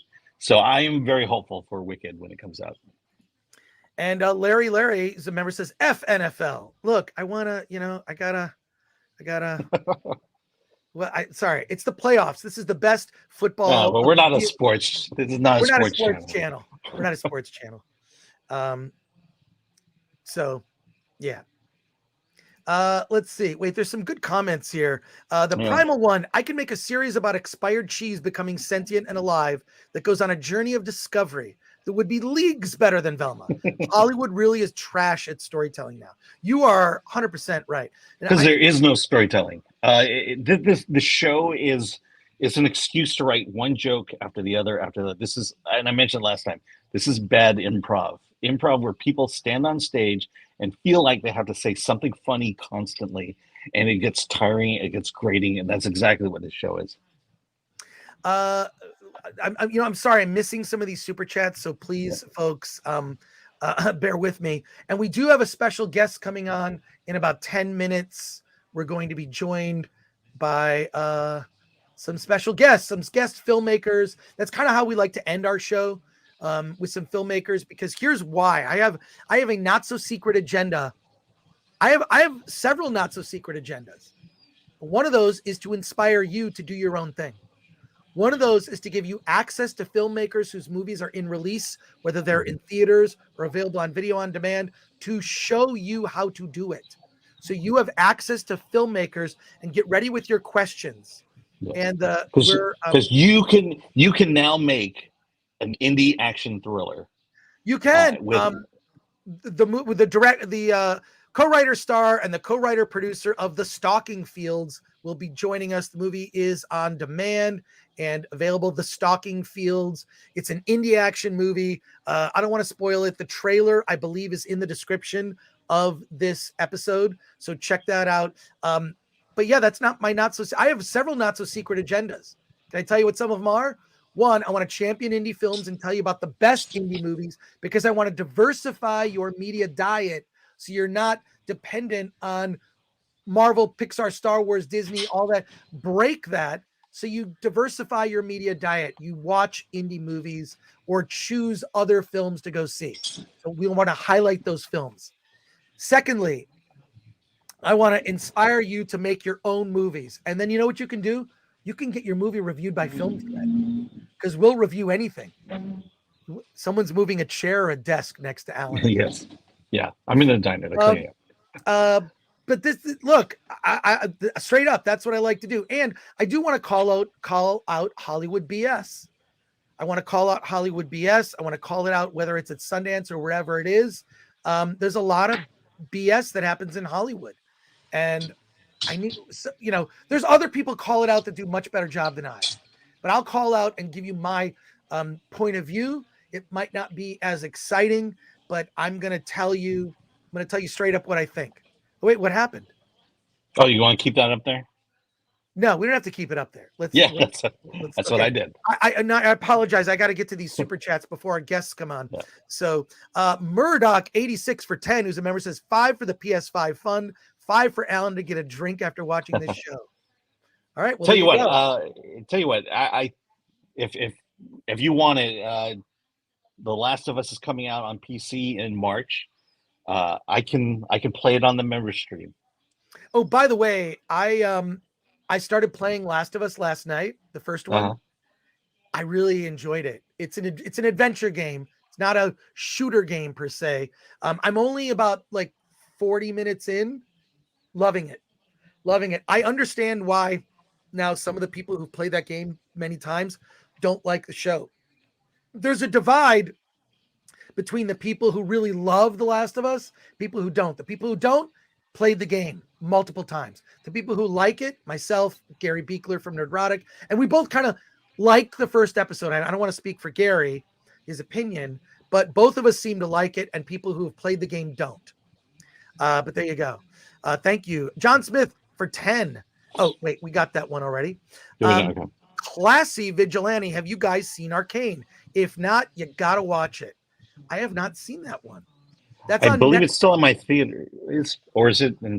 Okay, I maybe think of something Look else. it up, Alan. I'll play the music. I'm looking at it. Enrico Palazzo, not to name drop, but my brother used to babysit John Chu when he was a kid and lived a couple houses down from us.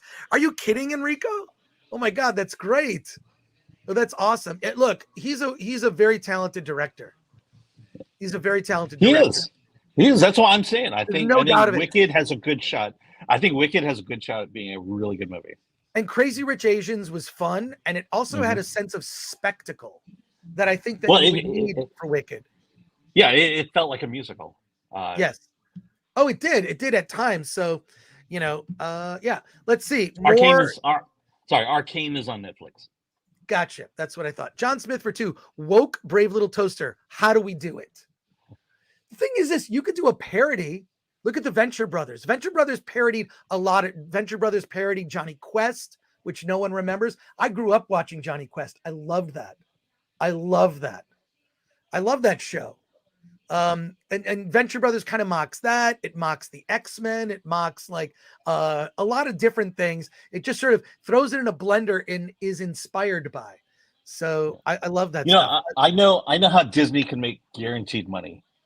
A woke Song of the South. Alan, I'm going to let you. I think people will see it just to see what they do. Woke Song of the South. Okay. Default name for 8 says read the original Wicked, Greg Maguire, for more depth. Also, his Snow White Borgia story, Mirror Mirror, could work on screen. Interesting dwarves. Mm-hmm. Yes, I have the book of Wicked. I started reading it, and then I saw the play. Everyone says that actually the play is better than the book. That's what I've heard, and I have not read the book. So because the book's not a musical. The book's not a musical. Sir Switch Crookington for 2. Is Shane Carruth the GOAT indie filmmaker? I would say one of. I mean, there's a lot of indie. When you've been in the space, I think as long as Alan and I have been, and Alan, you were reviewing movies before this, but for your own blog, right? But not necessarily indies. I mean, I think definitely when I started writing for Film Threat, I was more or less immersed in indie film when I came on board. If you really want to get insight into Alan, if you want to go full Alan, go to filmthreat.com and read Alan's reviews. You can even click on Alan's name and you'll get like a bunch of reviews. You get more than a bunch.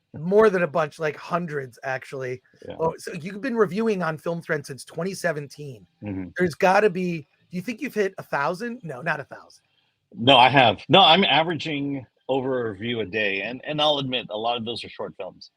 But for the last 3 years, it's been over one review every day. Well, and here's the thing that I have to commend you on. I never talk. I never say anything nice about Alan.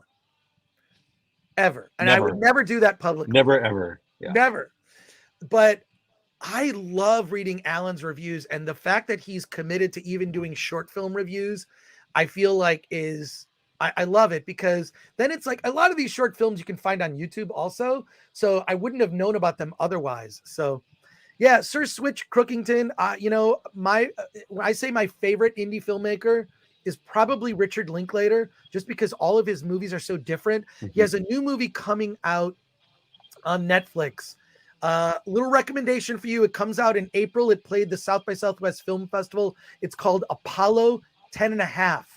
And it's an animated movie set in the late 60s about a kid that goes to the moon, because they make they made a rocket ship and they scaled, they got the measurements wrong. True. That's actually true. Yeah. So. Oh, and speaking of musicals, Richard Linklater is doing Merrily We Roll Along. And I'm very excited about that. He's got so many. What's interesting about Richard Linklater and why I sing his praise, I actually had a conversation with him recently because I went to a reception for Apollo 10 and a half. Didn't get to see the movie, but his movies are also different. Go back and watch the original Slacker. That is my favorite indie movie of all time. That and I Am a Sex Addict, directed by Kaveh Zahidi. It's not as bad as you think. I Am a Sex Addict. There's like not a lot. There's talk about sex in the movie, but it's not a graphic. It's not, it's not graphic sexually. Let's say that. But a really amazing indie film. I Am a Sex Addict, Kaveh Zahidi, and then Slacker. Apollo 10 and a half is currently on Netflix. It is Aaron Taylor. I thought it debuts in April. Am I wrong? Yeah. I'm wrong. It's been on Netflix for months and it's wonderful, says Lubitsch Touch Me. I thought it was coming out late. Okay. All right. My apologies. I don't have Alan to save me every time. Yeah. Okay, cool. Then we'll do a review of it. I'm going to watch it. We'll do a review because I want to get it out there. Yeah. By the way, it's filmthread.com/contact. You could do. Yeah, so Sanjuro Shinjutsu says, how does someone submit to write for Film Threat? Now, we're kind of overwhelmed. Like whenever anyone comes in with an inquiry to write for Film Threat, you got to wait for Alan to get back to you. And also, I really think, are we full up on writers now? No, we're never full up on writers. Okay. But just go to contact us at filmthreat.com/contact. Say, hey, Alan. And there is a pull down where it goes directly like. Yeah, if you want to write, there's a pull down option to write for Film Threat. Exactly. So there you go. Let's get to a few more comments. Our special guests are waiting in the digital green room as we speak. So yeah, QS says, did you know Boyhood took 12 years to make? 12 years. Yes, I know that. I love that film. Yeah, no, I love it too. But that's why he's doing Merrily We Roll Along. And if you know anything about that play, that's why Richard Linklater is doing that movie. Yeah, it's something like he's shooting like a couple days a year for like years. Mm-hmm. Yep, and that's what he's doing with that musical. Yeah, I love it. I am DA Brown for 5 says you need to get my guy Jay Horton on here. Who's Jay Horton? Alan, can you look up who Jay Horton is? And hey, Senjuro Shinjutsu says, you guys rock. Thank you so much. Well, thank you. Cool. There is always Eris Earlian says there's always a need for proper writers. Yes. Yeah. You don't write on the site. Yes. I use my talking mouth. Yeah, you've got to be able to write, and I will also say that there's a certain template that has to follow, because we have to write proper reviews, more formal reviews than what we, as opposed to I'll just end it at that. Cool. Yeah, there are 3 things you need to be able to. We're going to get to our special guest momentarily, being very patient, waiting in the background. So thank you. We will get to you just in a second. 3 things you need to write for Film Threat. 1, you need to have writing skill, proper use of grammar. You need to know how to spell your, YOU''RE. Okay. AP style, says Want Biscuits. Absolutely. I'm a big fan of the AP style. Also, you need to have passion. There's no shortage of passion. Be very passionate about movies. And lastly, you need to have a sense of film history. If you say Velma is the best cartoon I've ever seen, I suggest you see another cartoon. So there you go. Now it's time. Folks, I love to bring on special guests to talk about making movies. So let me get this up here. Get our little Facebook header going. And I'm pleased to have, bear with us, our producer. We don't have a producer. We don't have one. We don't have a producer today. So my apologies. But today we are talking to the co-writer star Sean Crampton and the co-writer producer Jordan Wiseley of the indie action movie The Stalking Fields. It is, I'm going to assume it's out today on VOD. Sean and Jordan will correct me if I'm wrong. Welcome to the Film Threat Livecast, gentlemen. Thanks for being here. What's up, fellas? Thanks for having us. Hey, That's awesome. thanks. Tell us about your movie, The Stalking Fields. I put the link just so the audience knows we have 650 people watching us live. In the description of this episode, the trailer for the movie is down there. Watch it. Thank you. But tell us about the movie. Yeah, so the movie's, we made a micro-budget action film. We shot principal photography for $95,000. And we're really proud of it. We went and we tried to tell a PTSD story that was more entertaining than the way Hollywood was telling it, because both Jordan and I have military members in our family who aren't after necessarily like the Oscar-winning Shia LaBeouf tearful performance, and God bless Shia and his acting, but you know, most military personnel are like gallows humor and more entertainment focused because they want to switch off. So we looked at this as sort of like a Trojan horse for the conversation to be out in the public to the best of our ability within the budget. And tell me about like the development of the project, how you got it together. You said micro budget, but there is a lot of action in this, and it kind of shows like what you can do, you know, on a smaller budget. How did you handle, for example, the weaponry on set? We have of course, the Alec Baldwin situation. Yeah. He's now been hit with those charges, manslaughter. I think that's probably an appropriate response to that. But having been on, look, I made one indie film where we had scenes with guns, and everyone takes it very seriously. Like when you deal with that, can you talk about how you dealt with the weapons on set and your own experience in doing that?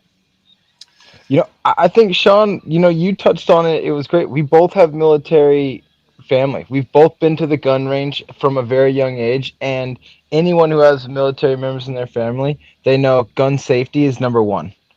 Gun safety is number one. So we brought that to our set. Very first thing, you know, apart from the email chains leading up in pre-production, as soon as we got on set, massive team meeting for, hey guys, we're doing some things here that are going to be dangerous. Apart from guns, just the stunts, just the running through the forest with equipment, with cameras, actors, you know, running through the forest and with weapons, things like that. So we were very vigilant on the attitude of safety on set. Yeah, and we actually had a moment early on. Our gunsmith brought real weapons, and he was one of the few hires I didn't have. And me and another producer, Rudy, checked him right out of the room. We were like, what the fuck are you thinking, man? Like, really? And he was a cowboy, you know, so I get his perspective. Yeah, it was our picture. So we literally had him confiscate the real weapons and take him to another city. So we just didn't want any of that liability because it's just not worth it. At the end of the day, as films are my church and I love them dearly, they're still a fucking ha-ha at the end of the day. Like, so let's not kill each other over a movie.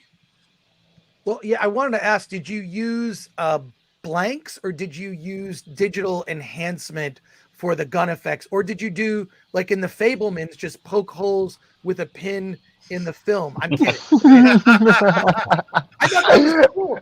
Okay, I like that part of the Fablemans. They're showing a young, supposed to be Spielberg making a war movie, and the simple effects he did to just make it look authentic. It's like, I love that sense of discovery when making an indie movie, because some of the coolest looking effects are just pulled off pretty simply. But how did you pull those effects off? Well, you know, I feel like Jordan and I made a wise decision hiring Nick Acosta, because he's a VFX supervisor in his profession, but he's a gritty indie filmmaker in his day.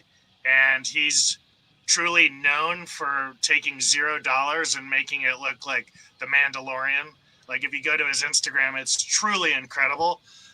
It's unrendered media. He's truly a savant with the stuff. So he had And his approach, even though he's a VFX guy, is always do it practically first, if you can, within safety. So we had real airsoft guns that were we took the meat out of No them so they CO2. couldn't fire. Yeah, but they had the same mechanism and weight, which helped. And then everything else was digitally enhanced by Nick.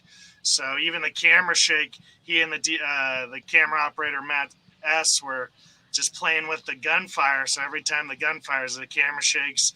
And then Patrick Sexton, our re-recording mixer, he's one of the best on earth. And we just got lucky to get him. And so his sound effects make those gun plays really come alive. I mean, I think it definitely enhances a film when you have people with real military experience. So thank you for your service, and thank you for making this film with such attention to detail. We have a questions and I just want to jump in real quick, Chris, Sure. if I may. Jordan and I did not serve. Oh, okay. My dad served for the Navy SEALs for almost 30 years. Jordan's grandfather runs a base in Texas, I believe, and he and Jordan are very close. So this was an ode to them and their service. To So our I just families. want to be clear. Yeah. I want to be clear of that. Well, I just anyone who has members of their families in the military. My son is a Marine. My grandfather was in the Navy in World War II. My uncle was in Vietnam. So you have a different way of looking at the world, whether you personally served or you have family who served. That's you right. look at things a little differently. So I want to go to, if you have time, we'll get to chat comments and questions from our audience. We have a lot of people watching this live, and I'm really happy that they're getting, getting to talk to you guys directly. Yeah. My Thanks for having us. We appreciate it. My not so secret agenda. I want filmmakers to talk to fans because, all of us who've made films, we were a fan once, and then that's right. You learn, hey, you can actually work in this industry. Hey, can I ask the first question? Sure, please. So I'm sure we have someone out there who wants to make an indie action thriller. Well, what is your encouragement for that person? It's a great Number question. one. Yeah. Go for it, Jay. Write it. Yeah. Write it. Like, I mean, the story of this script, to kind of go all the way back to your original question, we originally wrote this script 4 years before it ever got made, before we ever picked it up and had anybody interested in even wanting to do it. And it got put into pre-production because of somebody else, and then they fell out, and we said, you know what, let's do it anyway. And then, to your point, we ended up doing more and more rewrites to accommodate for the budget. Because, I mean, to be honest, our first pass had way more action. If we had $1 million, it'd have way more action. But we didn't have $1 million. So through the number one, write it, and once you have it, put in that effort, so it'll give way for it to get done. Whether it's cut into a short and finding more money, or whatever path is for that script, write it first. Yeah. We're losing you a bit here, but let me get to we have comments, a bunch of comments and direct questions for you guys. So let me get to those. Imperfect says guns force you to behave like an adult. Solomon Thornton says, just saw the trailer, sign me up. Any advice on during filmmaking? Yeah, and just I'll answer the question that was just, and that will probably answer this too. Like I made 4 indie movies, and the best advice, and they're all genre different. The best advice I can give is start at your feet, meaning like, what do you have right now, right here? And we just happen to have military experience. We both cut our teeth on cheesy movies that I love, like Hard Target with Jean-Claude Van Damme. I laugh when I say that was my inspiration to get an entertainment, but that's the fucking truth. And also, I went to an acting school where I had really gotten into the community. And so I had all these beautiful actors. I met Nick Acosta. I met Rick Maddox. It was all at my feet. I wasn't trying outside of myself. So I was like, what story do I know that we can tell to the best of our ability within our budget. And I also made 100 short films before I made a feature. Cool. Well, let's more questions and comments here. Ryan Landis said, smart move. There's less and less reasons to have real firearms on set. And Sean Z Comic Construct comes in with a super chat for $4.99, says, congratulations on the success of the film. What's the best way for someone to reach out to audition? It's a great question. Both Jay and I have Instagrams, and we're pretty active on that. We're not casting things always. So if you just want to reach out, the best advice I can give you for getting help or getting hired in this industry is never ask somebody for something. Ask them for advice, and you'll be giving them the space to help you, because obviously you're asking for advice, so they understand you need help. But if you're like, hey, hire me, all of a sudden they're on their back foot. But if you're like, hey, how would I get hired? Now I have the space as you're talking and I'm talking to maybe help you if it aligns. Otherwise it's forced, and then you start building false foundations. It's really easy to make one movie in this industry, really hard to make two. Jay and I learned that early on. That was advice we got, because everybody fire sales every relationship they have to make one movie. And I'm here for a long time, not a good time. A super chat here from Jamin D for $20, also a member of the channel. Just saw the trailer, really enjoyed the trailer. Just wanted to know about stunts and fights in this movie for a noob like me. If you can let me know how you approach that whole thing. That also relates to how it was shot. So how did you approach stunts? Number one advice, have athletic people around when you are wanting to do low budget stunts. Most of those stunts, so we did have a stunt coordinator who came on, who was also the armor.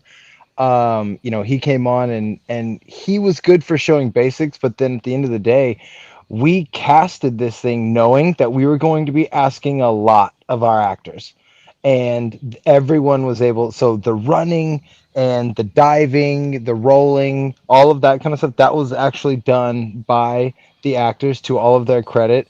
And then to our credit, we again wrote accordingly, wrote for the budget, wrote for what we could afford and we could make happen. We knew we couldn't afford to have stunt doubles getting yanked up 30 foot into trees, hanging upside down. We just don't have that budget. Love to have it, but what we do have the budget for is a wolf trap, right?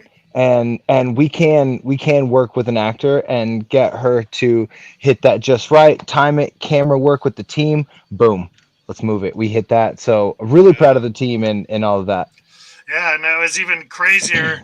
Well, I want to say this for anybody listening. I spent 2 years building an online film school called the Rebel Filmmaking Community, where I call it the Soccer Mom Film School. I take people from development all the way through distribution, so anybody out there can make their film. Check it out if you like. I go through a lot of this stuff. And I even have some students. Can you believe it? But Jordan's being diplomatic as fuck. Our stunt guy, he was going through something in his life. He showed up in Tahoe, but we didn't see him on set for almost 3 weeks. So it was a really weird experience. That final fight you see in the movie, he showed it to us on the one day he showed up, 5 minutes before we filmed it. It was hailing. Yeah. Video Village was sinking. I had just split my nose in the movie. If you notice, I have a cut. That's from a real stunt incident. That was real, yeah. So Sierra Barton, our makeup artist, she's the best. She's working some show in New Mexico as the head, and she's like 23 years old. She's truly, truly talented, but she immediately knew what scenes we had left and was like, if your nose isn't broken, we still have a movie. And we wrote it into the story. And the reason I bring this up too is like your confines can't inform the story if you don't let them defeat you. So all of a sudden we didn't have that much action. So we're like, okay, every bullet counts in this movie.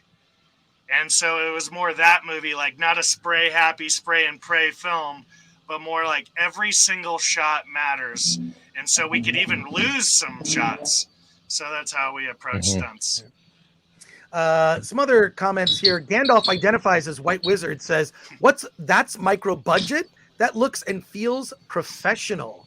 So that is the best compliment you could give, and that was our goal when going into this. That was our goal. Was dude, let's make something that lets everyone know we're here to play. We're serious, and we can take a producer or investor's dollar and get it back to them. Because ultimately, let's not forget what this business is. It's a business.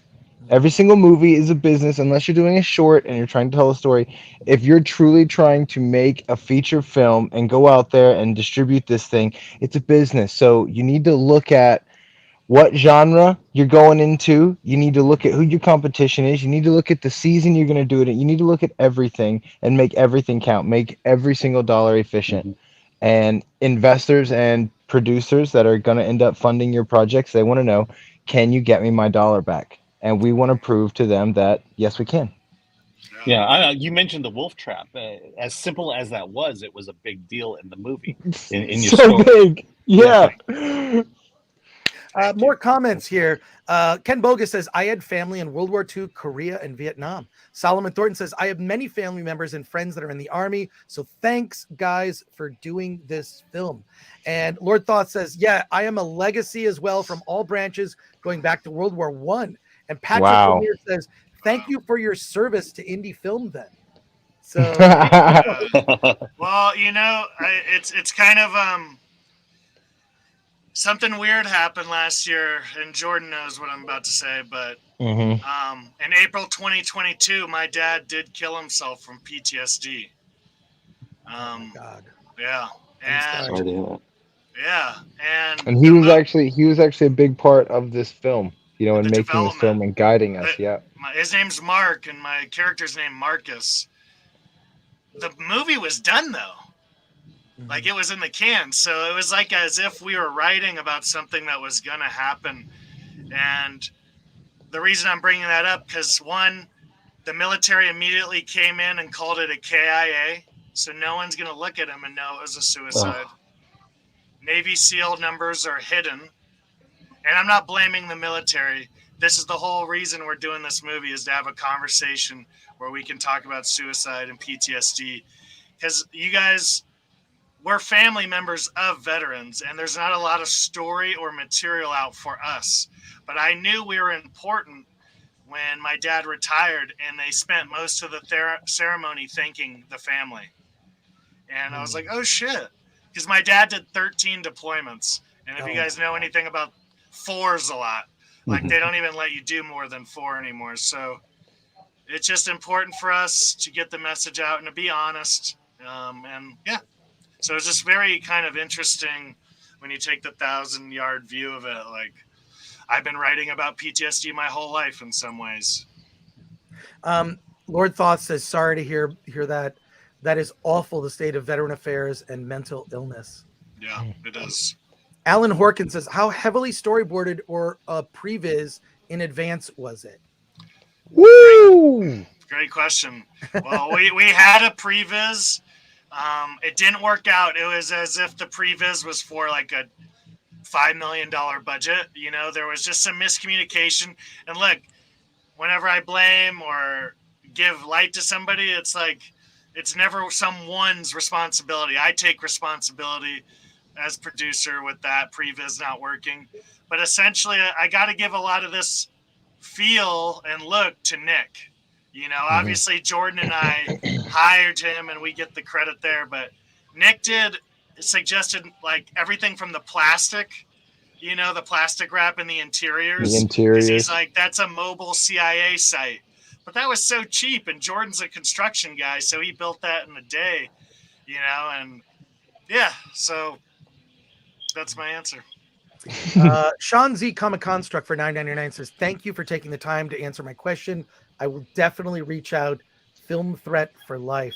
And then he goes on to say, I'm sorry for the loss of your father, Sean. Thank you both for your service. He raised a great boy. Thanks, man. Appreciate you. Ryan Landis says, what kind of cameras did you use for filming? The Red Dragon. We had one mostly and 2 on occasion, but you find out that 2 is not as, it doesn't help as much as you think, 2 cameras. No, yeah, just the whole extra team to run it. We also got some of the extra, like some of the auxiliary shots with Black Magic Pocket. Gotcha. Mhm. Gandalf identifies as White Wizard, says, what sort of logistical problems did you have while you filmed in the middle of the forest? Great. Weather, like One of my Gandalf. Oh my gosh. Like, so the junkyard scene, if you guys remember, there's a scene where we're filming in this car lot. So as it goes, you're chasing the light, right? So we filmed half our coverage, and then for scheduling, we were due 2 days later to flip it and get the rest. Well, there was a motherfucking blizzard in between. So, Yeah. dude, it was like crazy, and I got to give Rick Maddox, our director, credit because he really figured it out. But essentially what we had to do, we had to go lower in elevation. We were in Tahoe. But what happens is you go lower, the air quality changes, so the trees get thinner. So all of a sudden, we're having to find a place at elevation that has no snow but isn't too low to match the tree line that we already have, and then go get permission to film on the fucking property. So that was one aspect. The other aspect was G&E was out at the blizzard site in the junkyard shoveling and with hair dryers just the frame. It took them almost 8 hours, and we used the shot. And if you look at the actual edit, beyond the frame is just whiteout. Yeah. So that was one of our biggest contentions with weather. Yeah. Another question from Ryan Landis: did you rent the cameras and other equipment? It was part of the package when we hired our DP. Gotcha. It's pretty typical that dudes will come with their own equipment. You'll pay for it, but they'll usually give you some sort of deal, and you can negotiate because you're also paying their rate. And that's for new filmmakers, that's something good to look at. Is like look at DPs that have a kit. Mm-hmm. Yeah. Absolutely. You're hiring the person, and the equipment comes with them. Mm-hmm. Ease and efficiency is what you're looking for as a independent filmmaker. Efficiency is your best friend. And even at the highest levels, maybe even especially, that's their stuff. That's their stuff, so they know it. Right. Just two more comments and questions here, and then we'll let you guys go.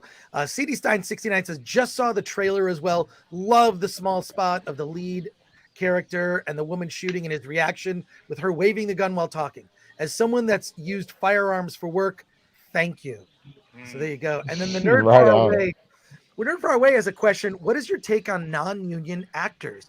I think there are a lot of people out there who don't want to take the typical Hollywood route. Is this detrimental, or is this a great time to go for it? I mean, we have some non-union actors who are in the film, and it's more just like Jordan was alluding to earlier, like it's show business, right? So half of it is the show, the artistry that we all love, and then half of it is business you got to kind of take care of. And the reason I bring that up is you got to kind of plot your course and plan. I'm in the union. It's benefited me, but I know a lot of people who are non-union who work both sides of the fence. Mm-hmm. So I look at it as like JV versus varsity in a sense. That's not exactly true. But once you're in the union, the people you're auditioning against are a lot stronger typically because there's a weeding out process like anything. But non-union, anybody, anywhere, anytime. And that's the same with negotiations and rates. So that would be my 2 cents. And Jay? It's definitely an individual decision. Just like Sean was saying, it's a business. But for you individually, you need to assess, is it worth paying my dues and being out that money? But you're up for some big jobs, so that risk reward is there. And do you feel ready? For myself and for Sean, we have to practice. We must do things. So my advice is get out there and audition, union or not. Audition. Football players go to practice every day. Basketball, baseball, wrestling, tennis. Everybody practices every day. So you need to as well. So go audition. Get used to walking in there, being cool with everyone. Wipe that desperation off because you don't need it. You don't care. You're there to have fun. When you're there to have fun, that's when you start making great decisions, great choices. So it's got to be a decision for yourself. Well, Sean and Jordan, thank you so much for joining us on the show today. The movie is The Stalking Fields. Yeah. Make sure you check. It's on VOD now, right? Mhm. Right now, Yes. right now. Right now. Right So get meow. it, buy it, rent it, get it. I use a app called Just Watch. Find out exactly where to get it. Boom. Thank you so much for being on the show. Congratulations guys. again, and thank you for your service to indie film. I'll say that. Appreciate Hey, you, boys. thank you guys so Thank much you. for having You us guys on. are awesome. I hope to see you again, Yeah. guys. Okay. The Thank questions were great. You fans were amazing. Yeah. Awesome. Take care, everyone. Later. Bye. Bye bye, guys. Bye. Bye. That was great. That was awesome. That was. They were really good. We have some few more super chats and questions here, so we're going to get to those as we wrap up the show today. And I want to let everyone know we did not get to review two movies. We didn't get to Virtually Heroes and Skinamarink. We will do that on Wednesday. I am so sorry. So I have a lot. Don't miss Skinamarink. No, I'm dying to talk about Skinamarink. You are okay. Virtually, no, wait until Wednesday. So Wednesday, All 1 right. p.m. Pacific time, and we'll talk about Last of Us episode 2. We got a lot to talk about. We're also going to talk about Sundance. Yeah, we have a lot of movies that we will be actually able to see by We Wednesday. should do our Sundance special on Wednesday, Alan. Could we arrange to have maybe at 2:30 p.m. Pacific?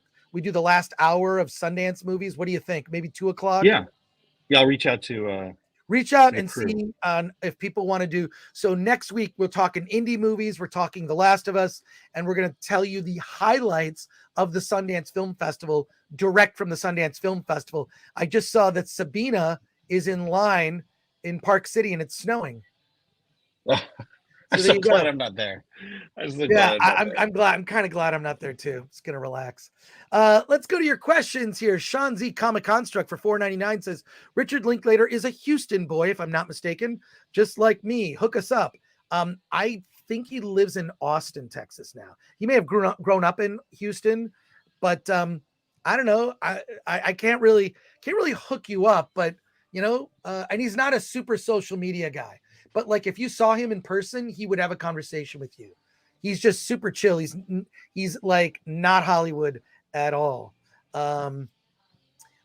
Sean goes on to say Austin Butler faking his voice. What's up with his voice? He got up into he sort of got so into the character that like that's how he talks now. Yeah, because like I mentioned, he's from Orange County, and his voice made me think Florida, but no, he was born in Anaheim. Yeah, and I don't know how he talks like that. And Patrick Lemire said, when Sean said, when he said his father killed himself, my heart dropped. Yeah. So, and after they wrapped the movie, it's horrifying. Yeah, and the movie is about that. It's about PTSD and the devastating effects it has on soldiers. It is not. There is not enough attention paid to that. I really. This is why I despise the mainstream media. Not just for putting out misleading narratives, but for ignoring the things that really matter and affect everyday people. And the fact that I feel like when it comes to mainstream media, our military doesn't get the respect it deserves. In addition to so many other stories that are ignored that should be a big story, and suddenly it's not a big story, disgusting. But well, thankfully, our politicians are right on top of that, and things are getting. Look, our politicians are elected, and they serve us. They serve us, not their donors. Mm-hmm. Yeah, people would think like, look, I don't trust any politicians. I kind of feel like that's sort of a sub, text in Dune, the movie Dune, is like, don't trust charismatic leaders. Charismatic leaders will lead you down a dark path. But unfortunately, it's the politicians who run the Veterans Administration, and they talk a lot about improving things. So thank you for your service, I guess. Yeah, no, I think that politicians should wear NASCAR suits covered in patches with the companies, all their donors and sponsors, because they only care about your vote.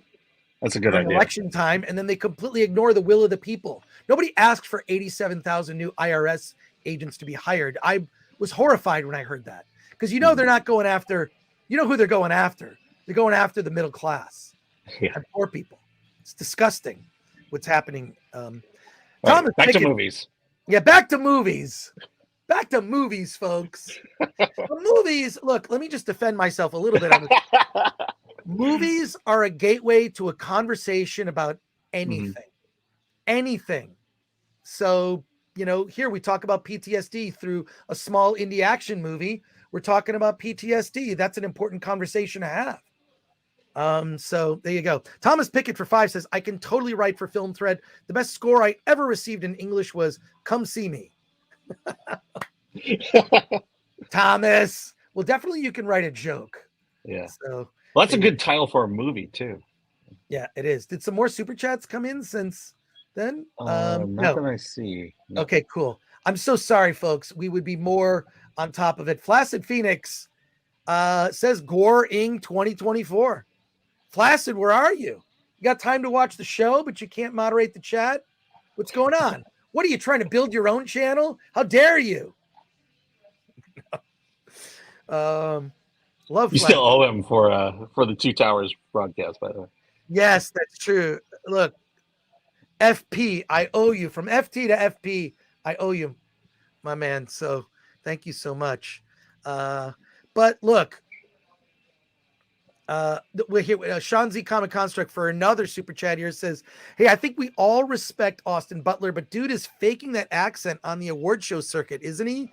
Also, I can fill in if you ever need help for producing free. Well, all right, Sean. Yeah, hit us up.